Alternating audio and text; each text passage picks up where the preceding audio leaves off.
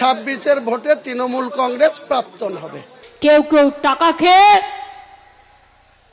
ইলেকশনের আগে বিজেপির তাবেদারি করে। তাকে দিয়ে যখন দাঙ্গা করেছিলেন আমাকে হারানোর জন্য, তখন তো হুমায়ুন আপনার স্নেহের ভাই ছিল। পশ্চিমবাংলায় হিন্দুদেরকে বোকা বানানোর জন্য লোক দেখানো সাসপেন্ড হয়েছে। হুঙ্কার ছেড়েছেন, হুঁশিয়ারি দিয়েছেন, মুর্শিদাবাদের বুকে বাবরি মসজিদ তৈরির ঘোষণা করেছেন। অবশেষে দল সাসপেন্ড করেছে তাঁকে, কিন্তু তারপরও নিজের সিদ্ধান্তে অনড় থেকে 6 ডিসেম্বর অর্থাৎ 1992 সালে যেদিন বাবরি মসজিদ ভাঙা হয়েছিল, সেই দিনই মুর্শিদাবাদের বুকে বাবরি মসজিদের শিলান্যাস করতে চলেছেন ভরতপুরের সাসপেন্ডেড তৃণমূল বিধায়ক হুমায়ুন কবির। রাজ্যের বিভিন্ন প্রান্ত থেকে লোক আসবে, তাদের সুরক্ষিত বা তাদের যাতে কোনো অসুবিধা না হয়, যাতে ট্রাফিক জ্যাম না হয়, NH 34 ব্লক না হয়ে যায়, সেটা প্রশাসনের দেখার উচিত। তা অত্যন্ত স্পর্শকাতর একটা বিষয়, এখানে মুসলিম সেন্টিমেন্ট জড়িয়ে আছে। শিলান্যাস নিয়ে বৃহস্পতিবারই হাইকোর্টে মামলা করেন দক্ষিণ 24 পরগনার এক বাসিন্দা। শুক্রবার এই মামলায় হস্তক্ষেপ করল না কলকাতা হাইকোর্ট। শান্তি বজায় রাখার দায়িত্ব রাজ্য সরকারের ওপরই ছাড়লেন ভারপ্রাপ্ত প্রধান বিচারপতি সুজয় পাল ও বিচারপতি পার্থসারথী সেনের ডিভিশন বেঞ্চ। শুক্রবার আদালতে মামলাকারীর আইনজীবী বিকাশ রঞ্জন ভট্টাচার্য সওয়াল করেন, মুর্শিদাবাদে বাবরি মসজিদ তৈরি হলে সম্প্রীতি নষ্ট হতে পারে, তাই রাজ্য সরকার মানুষের নিরাপত্তা নিশ্চিত করুক। অ্যাডভোকেট জেনারেল কিশোর দত্ত তখন জানান, আইন শৃঙ্খলা পরিস্থিতি নিয়ন্ত্রণে রাখার জন্য প্রয়োজনীয় বাহিনী মোতায়েন করা হয়েছে। কেন্দ্রীয় সরকারের আইনজীবী রাজদীপ মজুমদার জানান, ইতিমধ্যেই ওখানে 19 কোম্পানি কেন্দ্রীয় বাহিনী মোতায়েন আছে। সঠিক কথা বলেছেন মাননীয় হাইকোর্টের জজ সাহেবরা, কারণ রাজ্যে যদি কোথাও কোনো প্রোগ্রামে, কোনো অনুষ্ঠানে, কোনো উৎসবে, কোনো পুজোতে, কোনো ঈদে আইন শৃঙ্খলা দেখার দায়িত্ব রাজ্যের মুখ্যমন্ত্রী, পুলিশ মন্ত্রী, জেলার SP, বিভিন্ন থানার OC, IC, বেলডাঙ্গা থানার IC আছে, SP সাহেব আছে, বহরমপুর পুলিশ PDর, রেজিনগর থানা আছে, এত সারা পুলিশ আছে। এখানে ল অ্যান্ড অর্ডার ব্রেক হবে কেন? কনস্টিটিউশনের জয়। মাননীয় আদালতের রায়কে আমরা সবসময়তেই সম্মান জানিয়েছি। এক্ষেত্রেও আদালত যদি নাও বলতো, আইন শৃঙ্খলা রক্ষার দায়িত্ব রাজ্যের যুক্তরাষ্ট্রীয় পরিকাঠামোতে এবং পশ্চিমবঙ্গে আইন শৃঙ্খলার দিক থেকে ভারতবর্ষের মধ্যে অন্যতম শীর্ষস্থানে আছে, সুতরাং তাই নিয়ে কোনো সমস্যা হবে না। এবং এই বাংলা শ্রী চৈতন্য মহাপ্রভুর বাংলা, সমস্ত মানুষ সম্প্রীতির পক্ষেই থাকবেন। কোনো রকম উস্কানিমূলক বা যারা এইটাকে ঘিরে রাজনীতির রুটি শেখার চেষ্টা করছেন, তাদের চক্রান্ত ব্যর্থ হবে। শুক্রবার সকালে মরাদিঘির মাঠে প্রস্তুতি খতিয়ে দেখতে যান হুমায়ুন কবির। শিলান্যাস উপলক্ষে বিশাল পুলিশ বাহিনী মোতায়েন করা হয়েছে। এদিন সকালে BSF-কেও রুট মার্চ করতে দেখা যায়। শনিবার দিন বাবরি মসজিদের ভিত্তিপ্রস্তর স্থাপন করবেন বলেছেন হুমায়ুন কবির। রেজিনগরে আমরা রয়েছি এবং সেখানে স্থানীয় একটি যে স্কুল, সেই স্কুলে 2টো বাসে আমরা দেখতে পাচ্ছি র্যাফের বাহিনী, তাদেরকে নিয়ে আসা হলো আজকে। আগামীকাল এই বিতর্কিত নামে বিতর্কিত একটি ডেটে ঠিক করে শিলান্যাস মমতা ব্যানার্জির পুলিশ করতে দেবে। মমতা ব্যানার্জির মুখ আর মুখোশ দুটো আলাদা।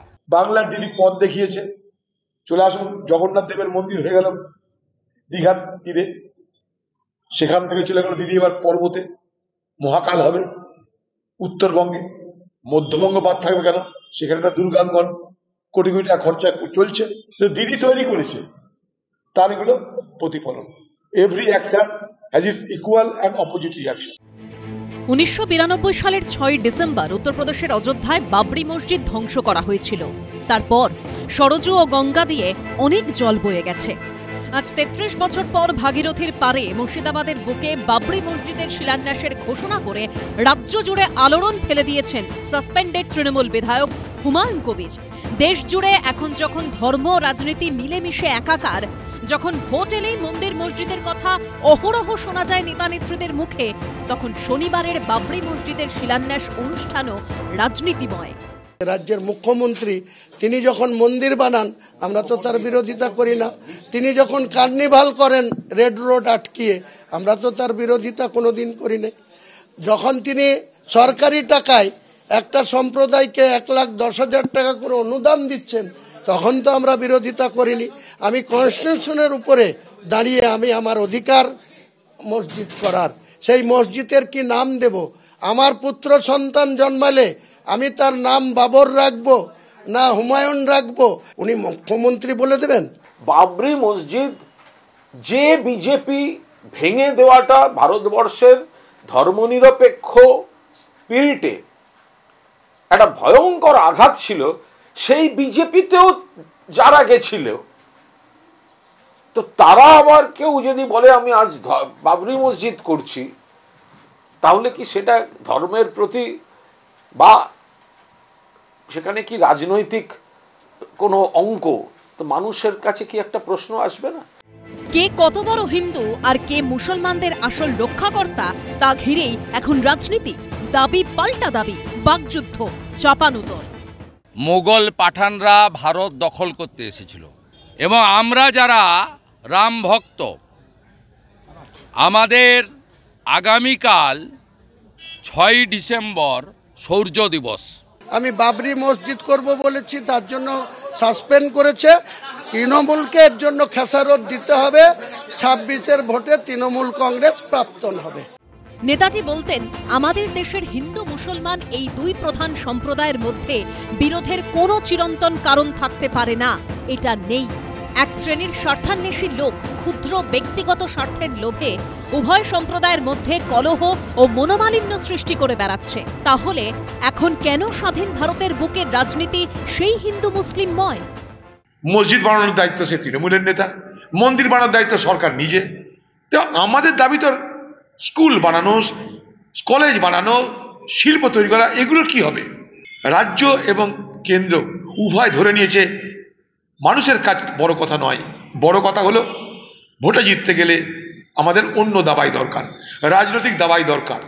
তাই বাংলার মুখ্যমন্ত্রী আসবে, মিথ্যার পাঁচালী পাঠ হবে, আবার মোদি আসবে, মিথ্যার গীতা পাঠ হবে, আর আমরা বাংলার মানুষ যে তিমিরে ছিলাম সেই তিমিরে থেকে যাব। মুর্শিদাবাদে কেউ করবেন বাবরি মসজিদের শিলান্যাস, তৃণমূলের নেতা এমএলএ, কেউ করবেন নাকি সম্প্রীতি, কেউ করবেন নাকি অন্য কিছু। এসব তো বিজেপি তৃণমূল লোক দেখানো কাজ। গোটা পশ্চিমবাংলায় বাংলা বাঁচাও যাত্রা চলছে। আপনার কাছে আমার প্রথম প্রশ্ন থাকবে যে দলে আপনি কয়েক ঘন্টা আগেও তো তৃণমূল দলে ছিলেন, এখনো কাগজে কলমে আপনি তৃণমূলেরই বিধায়ক। সেই দলের মন্ত্রী, কলকাতার মেয়র এবং তৃণমূলের শৃঙ্খলা রক্ষা কমিটির সদস্য ববি হাকিম আজ প্রশ্ন তুলেছেন যে আপনি রেজিনগরে থাকেন, ভরতপুরের বিধায়ক, আপনি কেন বেলডাঙ্গায় বাবরি মসজিদ বানাতে চাইছেন? যেহেতু বেলডাঙ্গা সাম্প্রদায়িকভাবে স্পর্শকাতর, ববি হাকিম বলছেন, তাই বিজেপির সঙ্গে হাত মিলিয়ে দাঙ্গা লাগিয়ে আপনি ভোটের আগে ধর্ম নিয়ে বিভাজনের রাজনীতি করছেন। মারাত্মক অভিযোগ।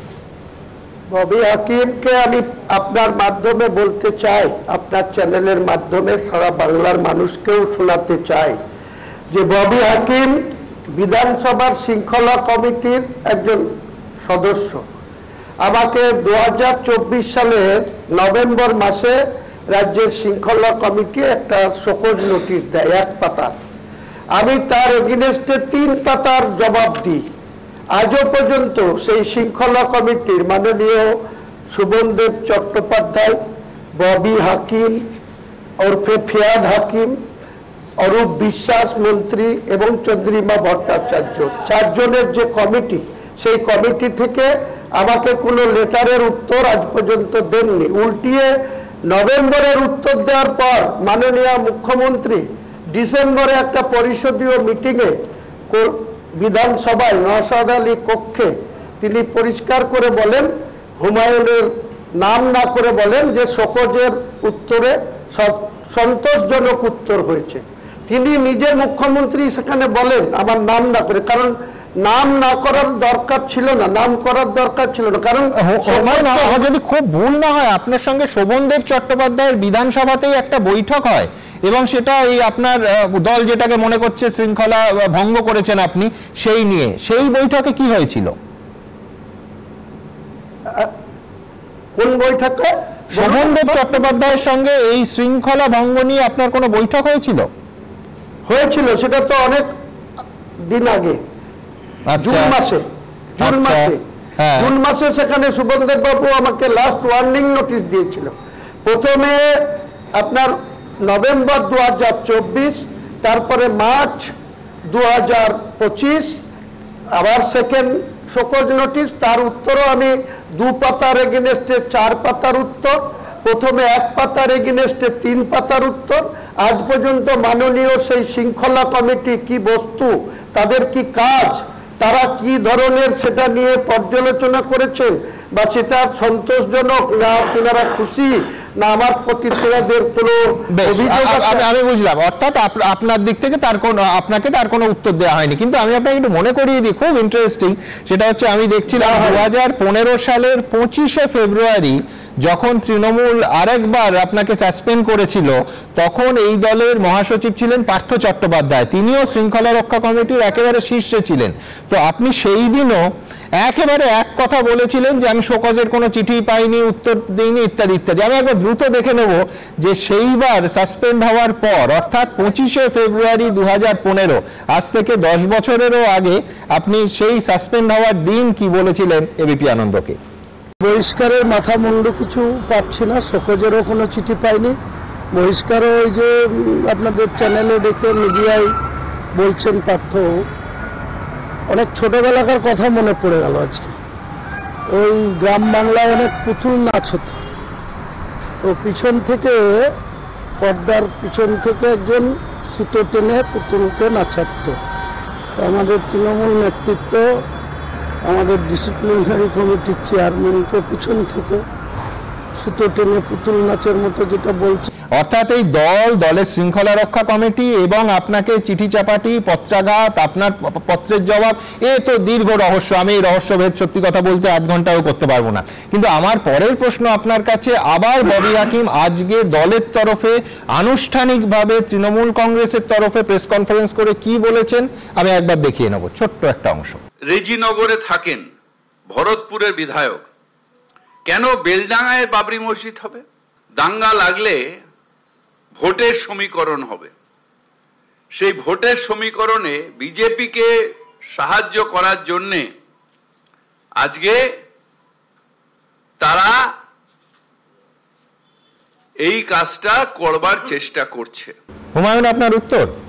উত্তর এটাই যে ববি হাকিমকে বলতে চাই, আপনি বেশ কিছুদিন আগে, প্রায় 1 বছর আগে, একটা মুসলিম সমাজের অনুষ্ঠানে গিয়ে আপনি নিজেকে বলেছিলেন আপনি সৌভাগ্যবান, বা মুসলিম হয়ে যারা জন্মগ্রহণ করেছে পৃথিবীতে বা ইন্ডিয়ায় বা বাংলায় তারা সৌভাগ্যবান, আর যারা অমুসলিম হয়ে জন্মগ্রহণ করেছে তারা দুর্ভাগা।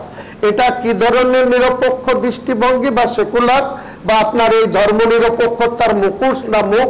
আজকে যেটা বলছেন সেটা ঠিক না সেদিন যেটা বলেছিলেন সেটা ঠিক? তার জন্য বিজেপির পরিষদীয় দল বারবার আপনি কোনো প্রশ্ন উত্তর দিতে উঠলেই বিধানসভায় আপনাকে বয়কট করত, তারা ওয়াকআউট করত। পরিশেষে স্পিকার বিমান বন্দ্যোপাধ্যায়ের নির্দেশে আপনি আনুষ্ঠানিকভাবে সেখানে প্রায় ক্ষমাই চেয়েছিলেন।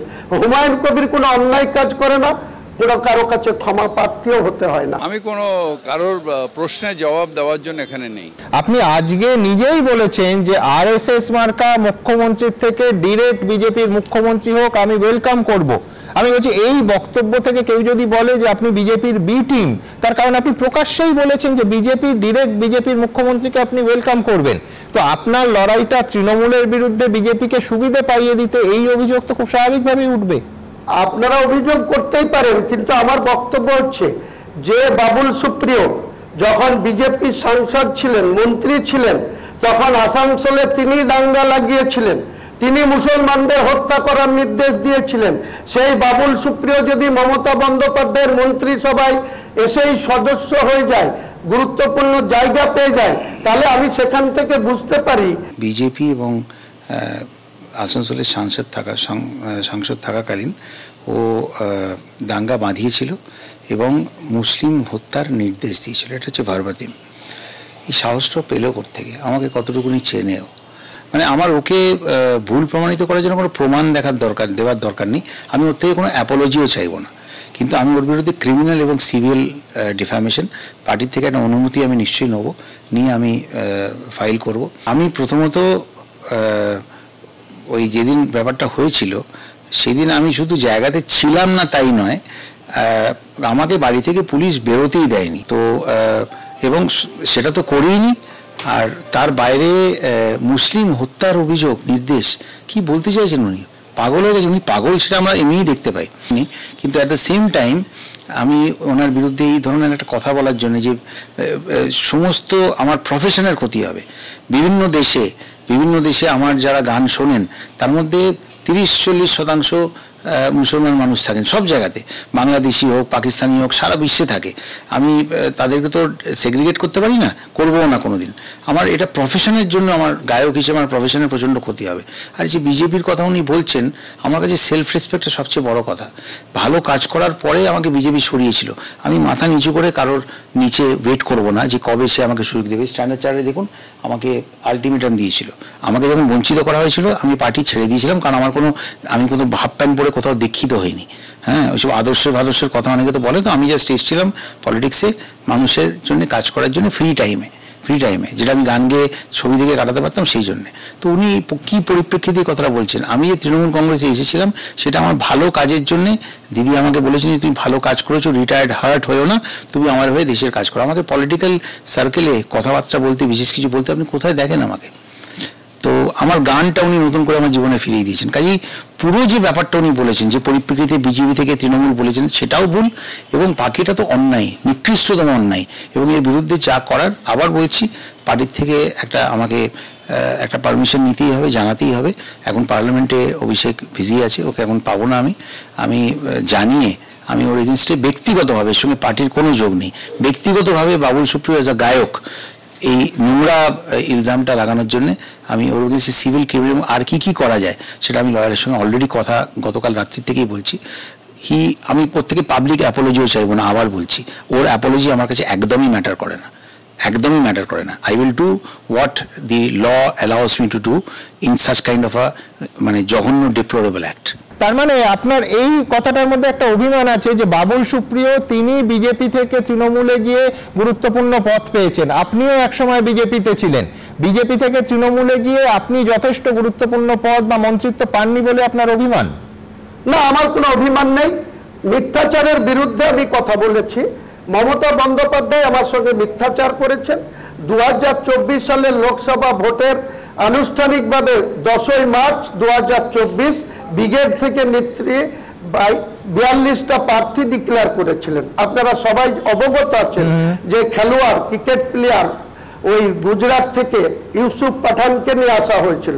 আমি তার পরের দিন ব্রিগেড থেকে এসে পরের দিন আমি কলকাতায় বসে ক্ষোভ প্রকাশ করেছিলাম এবং বলেছিলাম যে মুর্শিদাবাদের যোগ্য কোনো নেতা নেই যে অধীর চৌধুরীর বিরুদ্ধে এমপি হওয়ার বা তাকে ক্যান্ডিডেট করার, আমাকে না দিতে পারে যে কেউ মুর্শিদাবাদের কাউকে। তারপরে ইউসুফ পাঠান প্রচুর প্রচারও করেছেন একেবারে দলের অনুগত সৈনিক হিসেবে।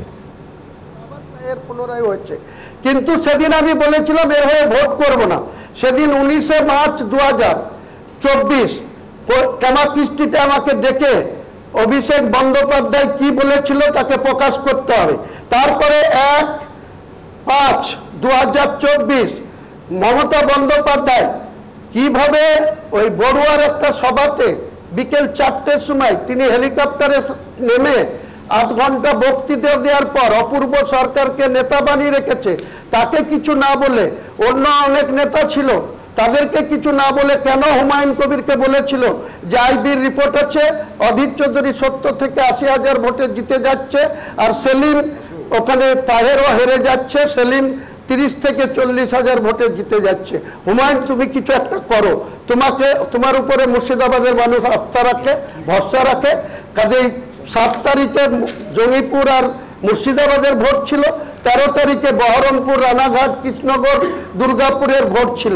তাহলে মমতা বন্দ্যোপাধ্যায় সেদিন কেন হুমায়ুন কবিরকে আপনি যে ঘটনাটা বললেন, আমি বলছি হুমায়ুন সেখানে অধীর চৌধুরী তো এই অভিযোগ করেন যে একটা সাম্প্রদায়িক ঘটনা ঘটেছিল এবং তার পেছনে আপনার হাত ছিল। ওই সময় একেবারে যে সময়ের কথা আপনি বলছেন, কোথায় ঘটনা ঘটেছিল? একটা সাম্প্রদায়িক দাঙ্গা ঘটেছিল, সেখানে তার পেছনে আপনার হাত ছিল। অধীর চৌধুরী তার হারের পর বারবার এই কথা বলেছেন। সেটা প্রমাণ করুন। মুখ্যমন্ত্রী তাহলে পুলিশ মন্ত্রী হিসাবে সম্পূর্ণ ব্যর্থ। এখানকার যিনি ওসি ছিল রাজু মুখার্জি 17 এপ্রিল 2024 রামনবমীর মিছিল নিয়ে এসে মুসলিম সম্প্রদায়ের উপরে সশস্ত্র মিছিল অ্যাটাক করেছিল শক্তিপুর দেড়পাড়ায়। তারপরে যখন এলাকায় মুসলিম জনতা খেপে যায় এবং তারা যখন রাস্তায় উঠে সেই যারা আক্রমণ করেছিল রামনবমীর অস্ত্রশস্ত্র নিয়ে পুলিশের সামনে, মুর্শিদাবাদ জেলার পুলিশের অনেক আধিকারিকরা ছিল, সেদিন আমি এখানে ছিলাম না, আমার অবস্থান ছিল বহরমপুরে। যখন পরিস্থিতি ভোটের মুখে তাহলে ওই সাম্প্রদায়িক দাঙ্গা কারা ঘটিয়েছিল, কারা দায়ী ছিল? কেউ তো ঘটিয়েছিল। সাম্প্রদায়িক পুলিশের মদতে সেই সময় ওসি ভাটপাড়া থেকে আসা রাজু মুখার্জি ভরতপুরের ওসি হয় আমার যখন ভোট চলেছিল 2021 সালে। তারপরে পরবর্তীকালে বড়ুয়ায় তার ওসি হয়, বেশি করে বালির টাকা তোলার জন্য বড়ুয়াতে তাকে ওসি করা হয়। পরে বড়ুয়া থেকে তাকে আবার এই শক্তিপুরের ওসি করে দেওয়া হয়, যেটা শক্তিপুর খুব বর্ষকাতর এলাকা। এই নিয়ে অন্য কারোর বক্তব্য থাকলে আমি তাও রাখবো দর্শকদের সামনে। কিন্তু পরের প্রশ্ন, যে মমতা বন্দ্যোপাধ্যায়ের বিরুদ্ধে মুসলিম তোষণের অভিযোগ করা হয়, আপনি আজ বলছেন যে মমতা বন্দ্যোপাধ্যায় শুধু মন্দির নিয়ে আছেন। আমি বলছি এটা আপনি মানুষকে বিশ্বাস করাতে পারবেন? নিশ্চয় বিশ্বাস করাতে পারবো। তিনি নিজের মন্দির নিয়ে আছেন, মুসলিমদের ভোট নিয়ে সরকারে আছেন, মুসলিমদের জন্য তিনি কি করেছেন। এই মুর্শিদাবাদ জেলায় আমরা 20টা এমএলএ আছি, কটা এমএলএ কে কোন জায়গায় গুরুত্বপূর্ণ জায়গায় রেখেছে।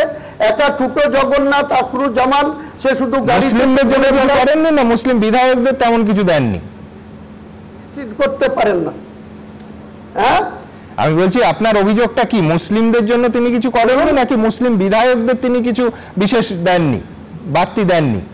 যেখানে রাজ্যের 213টা বিধায়ক তিনি 2021 সালের নির্বাচনে 2রা মে যেদিন রেজাল্ট হয়েছিল 213টা আসন পেয়েছিল, 77টা বিজেপি আর একটা নওশাদ ভাঙড়ে, 78টা তাদের বিরুদ্ধে গিয়েছিল আর 213টা তারা পেয়েছিল। 2টো পেন্ডিং ছিল আপনারা জানেন, শামশেরগঞ্জ আর জমিপুর, কারণ সেখানকার প্রার্থী ভোট চলাকালীন বামফ্রন্টের 2জন প্রার্থীর মৃত্যু ঘটেছিল, তাই ডিউ টাইমে যে পোল টাইমে ভোটটা হয়নি, পরবর্তীকালে হয়েছিল। তাহলে সেখানে যখন 213 পেয়েছে, তারপরে বিজেপির এমএলএদের নিয়েছে, কাউকে আইসিডিএস এর চেয়ারম্যান করে দেওয়া, কাউকে পাবলিক অ্যাকাউন্ট কমিটির সুমন কাঞ্জিলালকে পাবলিক অ্যাকাউন্ট কমিটির, কখনো কৃষ্ণ রায়গঞ্জের বিধায়ককে এনে সেখানে পদ দেওয়া। আর এখানে যারা তৃণমূলকে দুহাত তুলে ভারতবর্ষের স্বাধীনতার পর সংসদীয় রাজনীতির পর যেটা সব থেকে বেশি 2021 সালে 22-এর মধ্যে 2টো ভারতীয় জনতা পার্টি, মুর্শিদাবাদ 64। আপনি মূল কথা বলছেন যে একদল পেয়েছে একদল পায়নি, কিন্তু এখান থেকে দেখুন দলবিরোধী কাজের অভিযোগে দল থেকে সাসপেন্ড হওয়াটা, আমি বলছি এতদিনে নিশ্চয়ই হুমায়ুন কবির আপনার অভ্যেস হয়ে গেছে। তার কারণ 2015 সালের 25শে ফেব্রুয়ারি যেদিন এর আগের দফায় তৃণমূল থেকে আপনাকে সাসপেন্ড করা হয়েছিল, সেদিনও আমি দেখছিলাম ঘটনাচক্রে এই ঘণ্টাখানেক সঙ্গে সুমন অনুষ্ঠানে আপনি যোগ দিয়েছিলেন। সরাসরি সেবার মুখ্যমন্ত্রী এবং অভিষেক বন্দ্যোপাধ্যায়কে আপনি আক্রমণ করেছিলেন, একদম সরাসরি। আমি বলছি 10 বছর আগে, আমারও বয়স কম ছিল, আপনারও বয়স কম ছিল, দেখুন ভালো লাগবে। এখন তিনার স্বাদ হয়েছে ভাইপুকে রাজা বানাবে, পশ্চিমবাংলার মানুষ কিন্তু সেই স্বাদ পূর্ণ করবে না। স্বয়ং দলনেত্রীর ভাইপোকে জড়িয়ে কথা বলছেন, এটা তো তৃণমূল কংগ্রেসের বিদ্রোহ হিসেবেই দেখা হবে। দেখুন, আমি কথা বলেছি, নিশ্চয়ই বলেছি, তার জন্য আমার কাছে নিশ্চয়ই কিছু তথ্য রয়েছে কেন বলেছি। এই সুতীক্ষ্ণ আক্রমণের পরও হুমায়ুন, এরপরে কিছুদিন আগে, কয়েক মাস আগে আপনি অভিষেক বন্দ্যোপাধ্যায়কে পুলিশ মন্ত্রী করা হোক এই দাবি প্রকাশ্যে এবং এবিপি আনন্দের কাছে তুলেছিলেন। উপমুখ্যমন্ত্রী এবং পুলিশ মন্ত্রী করা হোক আপনারই দাবি ছিল। 10 বছরে মানে আমি তো অনেকটা পাল্টেছি, আপনি অনেকটা পাল্টেছেন। আপনাকে বলি, হ্যাঁ, সেটা কেন বলেছিলাম আপনাকে একটু ভেঙে বলি, বাংলার মানুষ শুনুক, আপনিও শুনুন, আপনার চ্যানেলে এটা নিশ্চয়ই আবার রিপিট করে শোনাবেন। সেটা আমার মনে হয়েছিল যে মুখ্যমন্ত্রী বেশি অতিরিক্ত আত্মবিশ্বাসী হয়ে 6টা-7টা দপ্তর চালাচ্ছেন, পুলিশ মন্ত্রী তিনার হাতে, স্বাস্থ্যমন্ত্রী তিনার হাতে, ল্যান্ড মন্ত্রী তিনার, পরিকল্পনা উন্নয়ন তিনার, আরো সারা 6-7টা দপ্তর চালাচ্ছেন। এখানে মুর্শিদাবাদের যে পুলিশ প্রশাসন উনি চালাচ্ছেন, যেটা পুলিশ মন্ত্রী হিসেবে এখানকার ওসি, আইসি, এসপি, অ্যাডিশনাল এসপি, এসডিপিও, যে সমস্ত ক্যাপচার অধিকাংশটাই তিনি বামফ্রন্টের আমলে থেকে, যেটা পুলিশের প্রতি আমাদের যে ঘৃণা জন্মেছিল, সেখানে আমাদেরকে ডবল LCS এর মোকাবেলা করতে হতো। আমি দীর্ঘ 30 বছর 1982 থেকে 2012 সাল কংগ্রেস করেছি। তখন আমরা বিভিন্ন পর্যায়ে পঞ্চায়েত সমিতি, জেলা পরিষদ, পরিশেষে MLA হয়েছি, কিন্তু আমাদেরকে রক্তচক্ষু সহ্য করে পুলিশের LCS আর ওসি আর CPM পার্টির LCS লোকাল কমিটির সম্পাদক, এদের মোকাবেলা করে করতে হয়েছে। সেই সময় যা পুলিশের অত্যাচার বা আমরা যা বিরোধী হিসেবে যে প্যাসেজ পেয়েছি, যে পরিধিতে আমরা রাজনীতি করতে পেরেছি, বা যে থানাকে আমরা কোনো কারণে থানা মানুষের উপরে অত্যাচার করলে, কারো বিরোধিতা করলে, কাউকে মিথ্যা মামলায় ফাঁসালে, এমন একটা ঘটনা আপনাকে বলি। 5/11/2005 দিল্লি থেকে অধীর চৌধুরীকে 82 সাউথ এভিনিউ থেকে অ্যারেস্ট করে নিয়ে আসা হয়েছিল। আমরা তখন, আপনাদের চ্যানেলটা স্টার আনন্দ ছিল, এবিপি আনন্দ ছিল না। আমি দিল্লি থেকে যখন ফ্লাইটে ল্যান্ড করে দমদমে, তখন আমরা আপনাদের স্টার আনন্দের ক্যামেরার সঙ্গে সঙ্গে গোটা এয়ারপোর্ট থেকে বহরমপুর থানা অবধি অধীর চৌধুরীর, একদম আমার মনে আছে তখন এসপি ছিলেন নীরজ কুমার সিং, থানার লকআপে ঢুকেছিল। সারা রাত্রি আমরা বহরমপুর থানাকে ঘিরে রেখেছিলাম। পরের দিন সকালবেলায় যখন ওখানে বহরমপুর কোর্টে পাঠানো হলো, তারপরে যখন তাকে জেল কাস্টডিতে পাঠানো হলো, তার 2 দিন পরে প্রণব মুখার্জি ডিফেন্স মিনিস্টার, তিনি কংগ্রেস পার্টি অফিসে এসেছিলেন। আমি এবং শাওনি সিংহ রায় এই দুজন তখন বলেছিলাম প্রণব বাবুকে যে আপনাকে একবার জেলখানায় গিয়ে অধীর বাবুকে দেখা করতে হবে। আমাকে এমন জোরে ধমক দিয়েছিলেন প্রণব বাবু, বললো তুই এই কথা উদ্র কর। আমি একজন কয়েদিকে দেখা করতে যাব, প্রণব মুখার্জি, প্রয়োজনে আমি জঙ্গিপুরের সংসদ থেকে রিজাইন করে দেবো, কিন্তু আমি অধীর চৌধুরীকে জেল কাস্টডিতে দেখা করতে যাব না। সেসব ইতি হয়ে গেছে। কিন্তু আজকে হুমায়ুন একটু দর্শকদের বলে দিই, সেটা হচ্ছে ওই যে পার্টি অফিসের কথা আপনি বলছিলেন, সেই পার্টি অফিস থেকে ঢিল ছোঁড়া দূরত্বে এই কোর্ট লকআপ ছিল। কিন্তু আমি আপনার কাছে আসবো, সেটা হচ্ছে যে সময়, আবার বলছি, তৃণমূল থেকে শেষবার আপনি সাসপেন্ডেড হয়েছিলেন, তখন আপনি বলেছিলেন এই অনুষ্ঠানেই বসে যে আপনাকে খুন করা হতে পারে। একেবারে পরিষ্কার 27শে ফেব্রুয়ারি আনন্দবাজার পত্রিকায় বিরাট করে সেই খবর বেরিয়েছিল যে আপনি নিরাপত্তা কর্মীদের প্রত্যাহার করা হয়েছিল এবং আপনাকে খুন করা হতে পারে, মিথ্যা মামলায় ফাঁসানো হতে পারে। আমি বলছি এই অনুষ্ঠানে আপনি বলেছিলেন, কিন্তু আমি বলছি এবার সাসপেন্ড হয়েও আপনি আরেক ধাপ এগিয়ে গেছেন। আপনি বলছেন মুখ্যমন্ত্রী কাউকে দিয়ে আপনাকে খুন করিয়ে দিতে পারে। আমি বলছি কিসের ভিত্তিতে হুমায়ুন এত বড় অভিযোগ করছেন? নিশ্চয় করব, কারণ মুখ্যমন্ত্রীর কাছে আমি যেদিন 12/11/2012 কংগ্রেস দলের বিধায়ক হিসাবে, 70 রেজিনগরের বিধায়ক হিসাবে ওনার চেম্বারে, রাইটার্সের চেম্বারে গেছিলাম, এনটি চেম্বারে গৌতম সোনাল সাহেবের উপস্থিতিতে, আমি সেদিন ওনাকে মন্ত্রীও চাইনি, কোনো কিছু চাইনি, শুধু অধীর চৌধুরীর সঙ্গ ছাড়ার জন্য। অধীর চৌধুরীর যে প্রিভিয়াস, তার যে ক্যারেক্টার, 1982 সাল থেকে অধীর চৌধুরী যেভাবে এই মুর্শিদাবাদ জেলার মানুষকে খুন করে সে নেতা হয়েছে, আমি বলছি হুমায়ুন সেই জন্যই কিন্তু আপনি পুরস্কৃত হয়েছিলেন, আপনি রাজ্যের মন্ত্রী হয়েছিলেন যে অধীর চৌধুরী থেকে ছেড়ে তৃণমূলে গেছিলেন বলে। You have been rewarded also. আমার মনে হয় তাই, কিন্তু আমি মুখ্যমন্ত্রীর কাছে বলিনি, পুরস্কার চাইনি। তিনি মনে করেছিলেন তাই আমাকে সেদিনকে মন্ত্রী করেছিলেন। আমি শুধু চেয়েছিলাম আমার সিকিউরিটির দরকার, কারণ অধীর চৌধুরী 30টা মানুষকে খুন করে আজকে মুর্শিদাবাদের নেতা, বহরমপুরের সাংসদ, লোকসভায় তিনি UPA 1, UPA 2 এটা আজ সকালে বলেছেন। অধীর চৌধুরীর প্রতিক্রিয়াও পেলে নিঃসন্দেহে দর্শকদের দেখাবো। 30 কেন 3000 খুন করেছি, তো তোর মুখ্যমন্ত্রী কেন এখন পর্যন্ত আমাকে যাবজ্জীবন সাজিয়ে দিতে পারলো না? তোর পুরনো মুখ্যমন্ত্রী, পুরনো দিদি এতদিন যাবজ্জীবন সাজিয়ে দিলেই পারতো। 30 কেন 30,000 করতে পারি। আপনি আজ বলেছেন যে আপনার নতুন দলের নাম ঠিক হয়ে গেছে, লোগো ঠিক হয়ে গেছে, দল পরিচালনার জন্য হুমায়ুন 31 জনের কমিটি অবধি আপনার ঠিক করা আছে। আজ সাসপেন্ড হওয়ার আগে আপনি এত কিছু ঠিক করে ফেলেছেন, মানে আপনি নিজেই সাসপেন্ড হতে চাইছিলেন আমি যদি বলি। বরঞ্চ হুমায়ুন, আমি তো বলবো যে দলের মধ্যে থেকে আপনি নতুন দলের এই যাবতীয় প্রস্তুতি নিয়ে কার্যত তৃণমূল বিরোধী কাজই করছিলেন। তার কারণ সাসপেন্ড হওয়ার সঙ্গে সঙ্গে যদি আপনার নতুন দলের নাম ঠিক হয়ে থাকে, লোগো ঠিক হয়ে থাকে, দল পরিচালনার জন্য 31 জন মানুষকে আপনি ঠিক করে রাখেন, তাহলে তো তৃণমূলে আজ সকালে সাসপেন্ড হওয়া অবধি আপনি তৃণমূলেই ছিলেন, তাহলে তো সেটা দলবিরোধী কাজই হলো, মানবেন?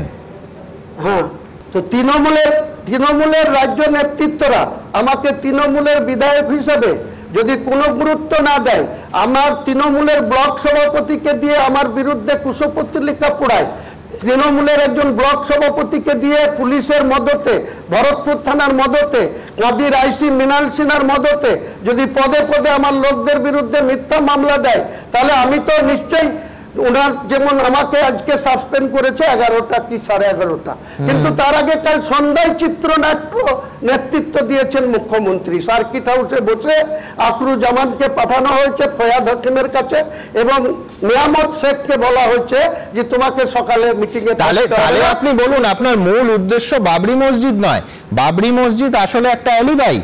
আপনি ভোটের আগে অ্যাকচুয়ালি তৃণমূলকে ধাক্কা দিতে চেয়েছিলেন, তৃণমূলকে ভাঙতে চেয়েছিলেন। এটাই আমার টার্গেট, যে তৃণমূল এত অহংকার করছে, মানুষের ভোট নিয়ে তাদের সঙ্গে প্রতারণা করছে, মিথ্যাচার করছে, তুলাবাজদের বেশি গুরুত্ব দিচ্ছে, যারা অর্থ তুলে দিতে পারছে তাদেরকে নেতা বানাচ্ছে।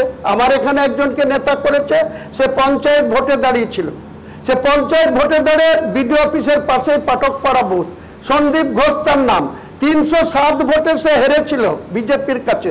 বিজেপি এখনো সেই বুথে মেম্বার, এবং তার স্ত্রী বনশ্রী ঘোষ অন্য জায়গার ভোটে জেলা পরিষদের মেম্বার।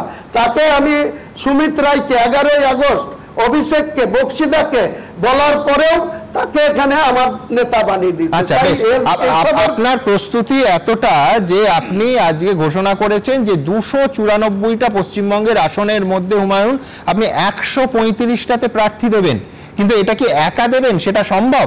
নাকি এই রাজ্যের অন্য কোনো বিরোধী দলের সঙ্গে আপনি কথা বলেছেন বা ইতিমধ্যে কথা বলে রেখেছেন?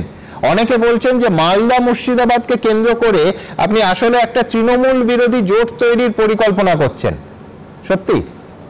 যারা বলেছে বা অ্যাজাম্পশন করেছে, কিছুটা সত্যি, কিছুটা ঠিক, আর কিছুটা বেঠিক হতে পারে। আমি এটুকু আপনাকে বলছি যে আমি যখন একটা দল করব, আমি বিজেপির বিরুদ্ধেও ইলেকশনে নামবো এবং তৃণমূলের বিরুদ্ধেও নামবো। তৃণমূলের 15 বছরের শাসনকালে তাদের কোথায় দুর্বলতা, কোথায় তাদের ঘাটতি, সেসব মানুষের কাছে তুলে ধরবো। পাশাপাশি বিজেপি সাম্প্রদায়িক দল, ভারতবর্ষ চালাচ্ছে, তারা মহারাষ্ট্র চালাচ্ছে, রাজস্থান চালাচ্ছে, ছত্তিশগড় চালাচ্ছে, মধ্যপ্রদেশ চালাচ্ছে, ইউপি চালাচ্ছে, লাস্ট উড়িষ্যা চালাচ্ছে, আসাম চালাচ্ছে। বাংলা তারা এলো কি গেল আমার তাতে কিছু যায় আসে না। আমার দায়বদ্ধতা নাই যে শুধু বিজেপিকে আটকানোর জন্য আমাকে মুসলমানদেরকে শুধু মমতা ব্যানার্জি ব্যবহার করবে। আপনি বলছেন বাংলায় বিজেপি এলেও আপনার কিছু যায় আসে না, মানে আসাতে আপনার কোনো আপত্তি নেই? আপনি যায় আসে না, তারা ভারতবর্ষ চালাচ্ছে, তারা ভারতবর্ষ চালাচ্ছে। আগেই বললাম কতগুলি রাজ্য চালাচ্ছে, তা সেখানেও মুসলমানরা বসবাস করছে। তা বাংলার 37% মুসলমান বিজেপি এলো না, মমতা ব্যানার্জি বিজেপি মার্কা মুখ্যমন্ত্রী থাকলো, আবার তার প্রমোশন হলো, আমার কিছু যায় আসে না। আপনি বলেছেন যে ডিরেক্ট বিজেপির মুখ্যমন্ত্রী হলেও আপনি তাকে ওয়েলকাম করবেন? নিশ্চয়, সাংবিধানিক ভাবে আমি বিরোধী আসনে বসবো। আমাকে যদি মানুষ ভোট দিয়ে আমার 135-এর মধ্যে যদি 30টা জিতি, 35টা জিতি, 20টা জিতি, আমি জিতবো, আপনাকে গ্যারেন্টি দিচ্ছি। রেজিনগর 70-তে ওদের প্রার্থী মমতা ব্যানার্জির প্রতীকের প্রার্থীকে 30,000 ভোটে যদি না হারাতে পারি, সেই দিন আপনার সঙ্গে আমার কথা হবে, কাউন্টিং এর দিনে আপনার কথা হবে। চ্যালেঞ্জ আমি অ্যাকসেপ্ট করলাম। মমতা ব্যানার্জি নিজে হেরেছে নন্দীগ্রামে, দিয়ে আবার মুখ্যমন্ত্রী হয়েছে। আর আমি আজকে বলছি মমতা ব্যানার্জির প্রতীকে যারা 22টা আসনে লড়বে, এই 22টাতে 20 আছে, 2 বিজেপি আছে। মুর্শিদাবাদ জেলায় এদেরকে 0টা এনে দিব বাঁ দিকে, আর এর অর্থ একটাই, বিজেপির আসন বাড়বে, আপনি যে ফর্মুলার কথা বলছেন, যে পরিকল্পনা নিয়েছেন। কিন্তু আমার বক্তব্য, আপনি বিজেপি সম্পর্কেও সাম্প্রদায়িক দলটা ব্যবহার করলেন, একাধিকবার সাম্প্রদায়িক শব্দটা বললেন। আপনার সেই বিতর্কিত বক্তব্য যে 70% আর 30% ভাগীরথীতে কেটে ভাসিয়ে দেবো, তো এরপরে তো রাজ্যের অধিকাংশ মানুষ মনে করে যে হুমায়ুন কবির একজন সাম্প্রদায়িক রাজনীতিবিদ, সাম্প্রদায়িক ব্যক্তিত্ব। আমি একবার আপনার অবশ্যই উত্তরে আসবো, কিন্তু তার আগে কি বলেছিলেন আপনি, যে নিয়ে এখনো স্টুডিও উত্তপ্ত হয়, দেখাবো। কত ধানে কত চাল হয়, 2 ঘন্টার মধ্যে তোমাদেরকে যদি ভাগীরথীর গঙ্গায় না ফেলতে পারি, রাজনীতি থেকে সরে যাব, শক্তিপুর এলাকায় বসবাস করা বন্ধ করে দেবো। এটা তোমরা হাতির পা দেখেছো। কিন্তু যদি ভেবে থাকো যে 30% লোক মুর্শিদাবাদ জেলায় আর আমরা 70%। হুমায়ুন, আমি 1 মে 2024 সন্ধ্যা 7টার সময় শক্তিপুর গ্রাউন্ডে এই বক্তৃতাটা রেখেছিলাম। ওই দিন ঘটনাক্রমে রাজ্যের মুখ্যমন্ত্রী বড়ুয়া একটা জনসভায় এসেছিলেন। আমাকে 4:50 হেলিপ্যাডে ওঠার আগে আমাকে বলেছিলেন যে ইউসুফকে জিতাতে হবে এবং আবু তাহেরকে জিতাতে হবে, তারা হাঁটতে বসেছে। তাই আমি মুখ্যমন্ত্রীর কথা রাখতে গিয়ে আগের দিন 30 এপ্রিল বেলা 2টার সময় শক্তিপুর, এই যে আমাদের সিদ্দিকুল্লাহ চৌধুরীর দপ্তর, প্রতাপ সংঘ লাইব্রেরির মাঠ থেকে শক্তিপুর থানার 50 মিটারের দূরে প্রতাপ সংঘ লাইব্রেরি মাঠ, সেই মাঠ থেকে উত্তরপ্রদেশের মুখ্যমন্ত্রী যোগী আদিত্যনাথজি বলেছিল আমাকে টার্গেট করে, রাজ্যের মুখ্যমন্ত্রীকে দাঙ্গাবাজ মুখ্যমন্ত্রী আখ্যা দিয়েছিল, আর আমাকে টার্গেট করে বলেছিল বীরভূম, মুর্শিদাবাদের 26টা ব্লক, তারপরে নদিয়ার কিছু এলাকা থেকে মাত্র 25,000 লোক একটা করে প্রতাপ সংঘ মাঠ থেকে যদি আমাকে বলে, মুর্শিদাবাদের মাটিতে দাঁড়িয়ে যদি যোগীজি আমাকে বলে মুসলমানদেরকে উল্টো করে টাঙিয়ে 7 পীড়া শায়েস্তা করে দেওয়ার ঘোষণা করে, আমি একবার না 100 বার মুর্শিদাবাদে দাঁড়িয়ে তার কাউন্টার করতে গিয়ে একথা বলবো। তাহলে বাকি যারা জিতেছেন তারা কিসে জিতেছেন? কি আজব কথা। তা আমাদের দলের নেতা নেত্রী কি বলবে? আমাদের দলের নেতা নেত্রীরা তো সেই জেলার সেই এলাকার নেতাদেরকে এটাই বলবে যে দলের প্রার্থীকে জেতাতে, তার সঙ্গে খারাপ ভাষা বলতে হবে, অমুক করতে হবে, এটা কে কোথায় বলেছেন? এখন বিরোধিতা করার জন্য যদি বিরোধিতা করা হয়, তবে মুর্শিদাবাদের মানুষ বা সাধারণ মানুষ জানেন, আমরা বলেছি মোদি হোক, মমতা হোক, তোমার গিয়ে বাবরি মসজিদ ভাঙা হোক, রাম মন্দির গড়া হোক, জগন্নাথ মন্দির তৈরি করা হোক, মহাকাল মন্দির তৈরি করা হোক, মন্দির, মসজিদ, গির্জা, গুরুদুয়ারা মানুষ যুগ যুগ ধরে গড়ে তুলেছে। সরকারের এটা কাজ নয়। যখন সরকার করছিল তখন প্রশ্ন করছিল না কেন? মমতা ব্যানার্জি যখন করছেন, মোদি যখন করছে, যোগী যখন করছে, তখন তুই প্রশ্ন করছে না কেন?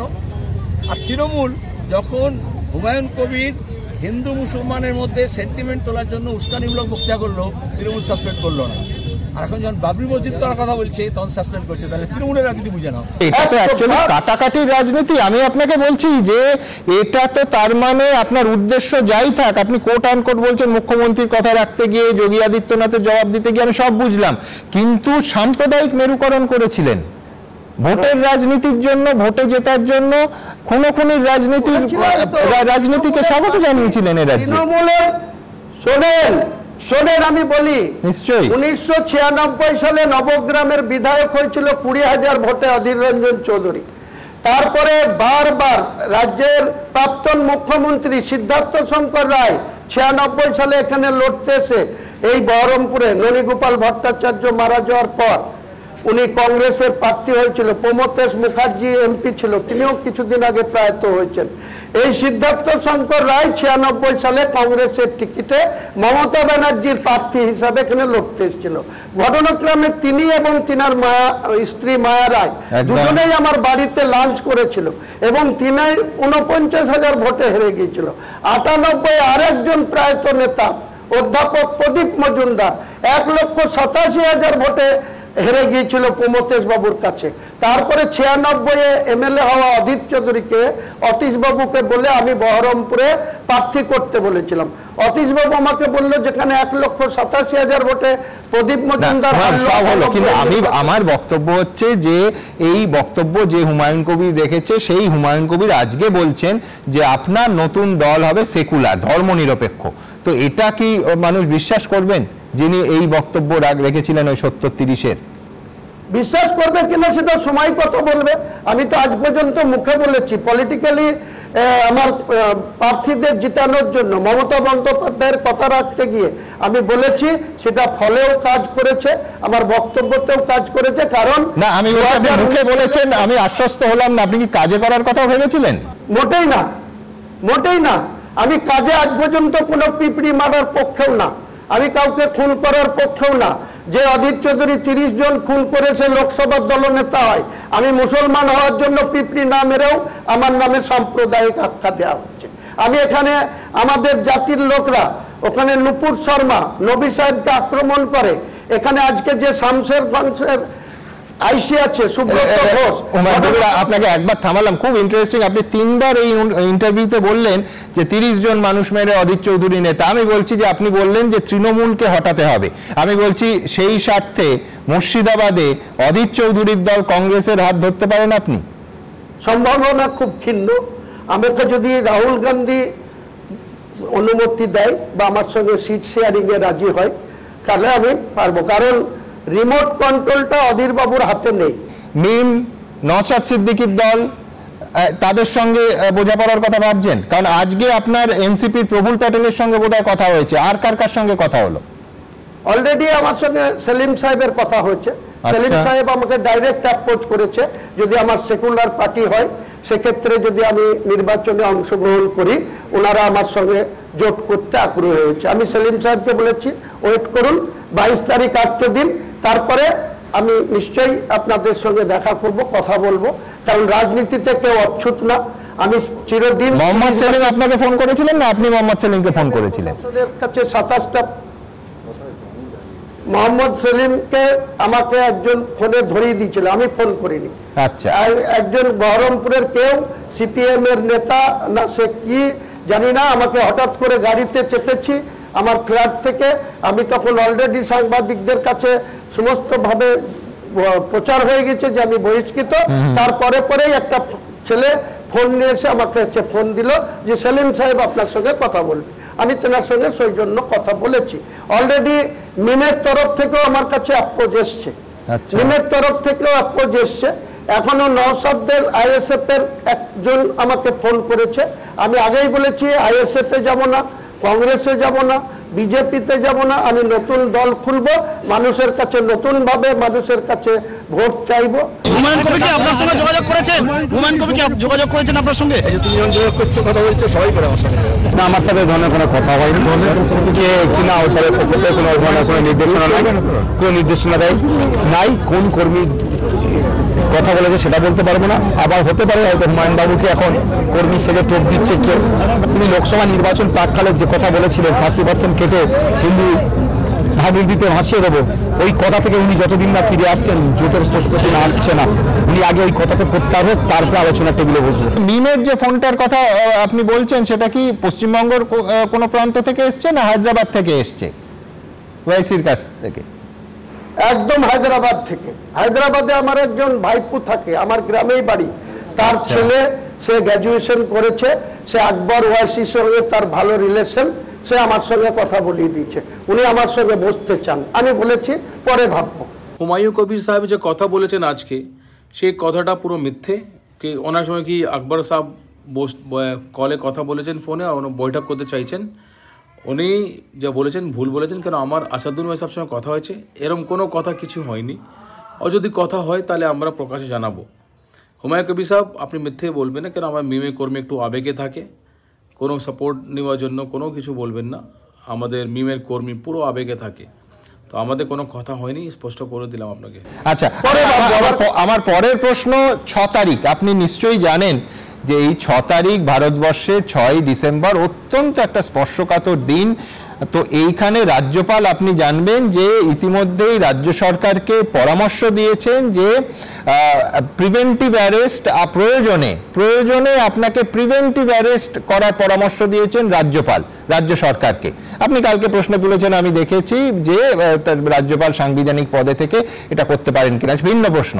কিন্তু ধরুন এই 6 তারিখ আপনার প্রস্তাবিত বাবরি মসজিদের শিলান্যাসের দিন, পুলিশ যদি আপনাকে গ্রেফতার করে, আপনি কি কোনো মিছিল বা কোনো সমাবেশ করার কথা ভাবছেন এই শিলান্যাসের দিন?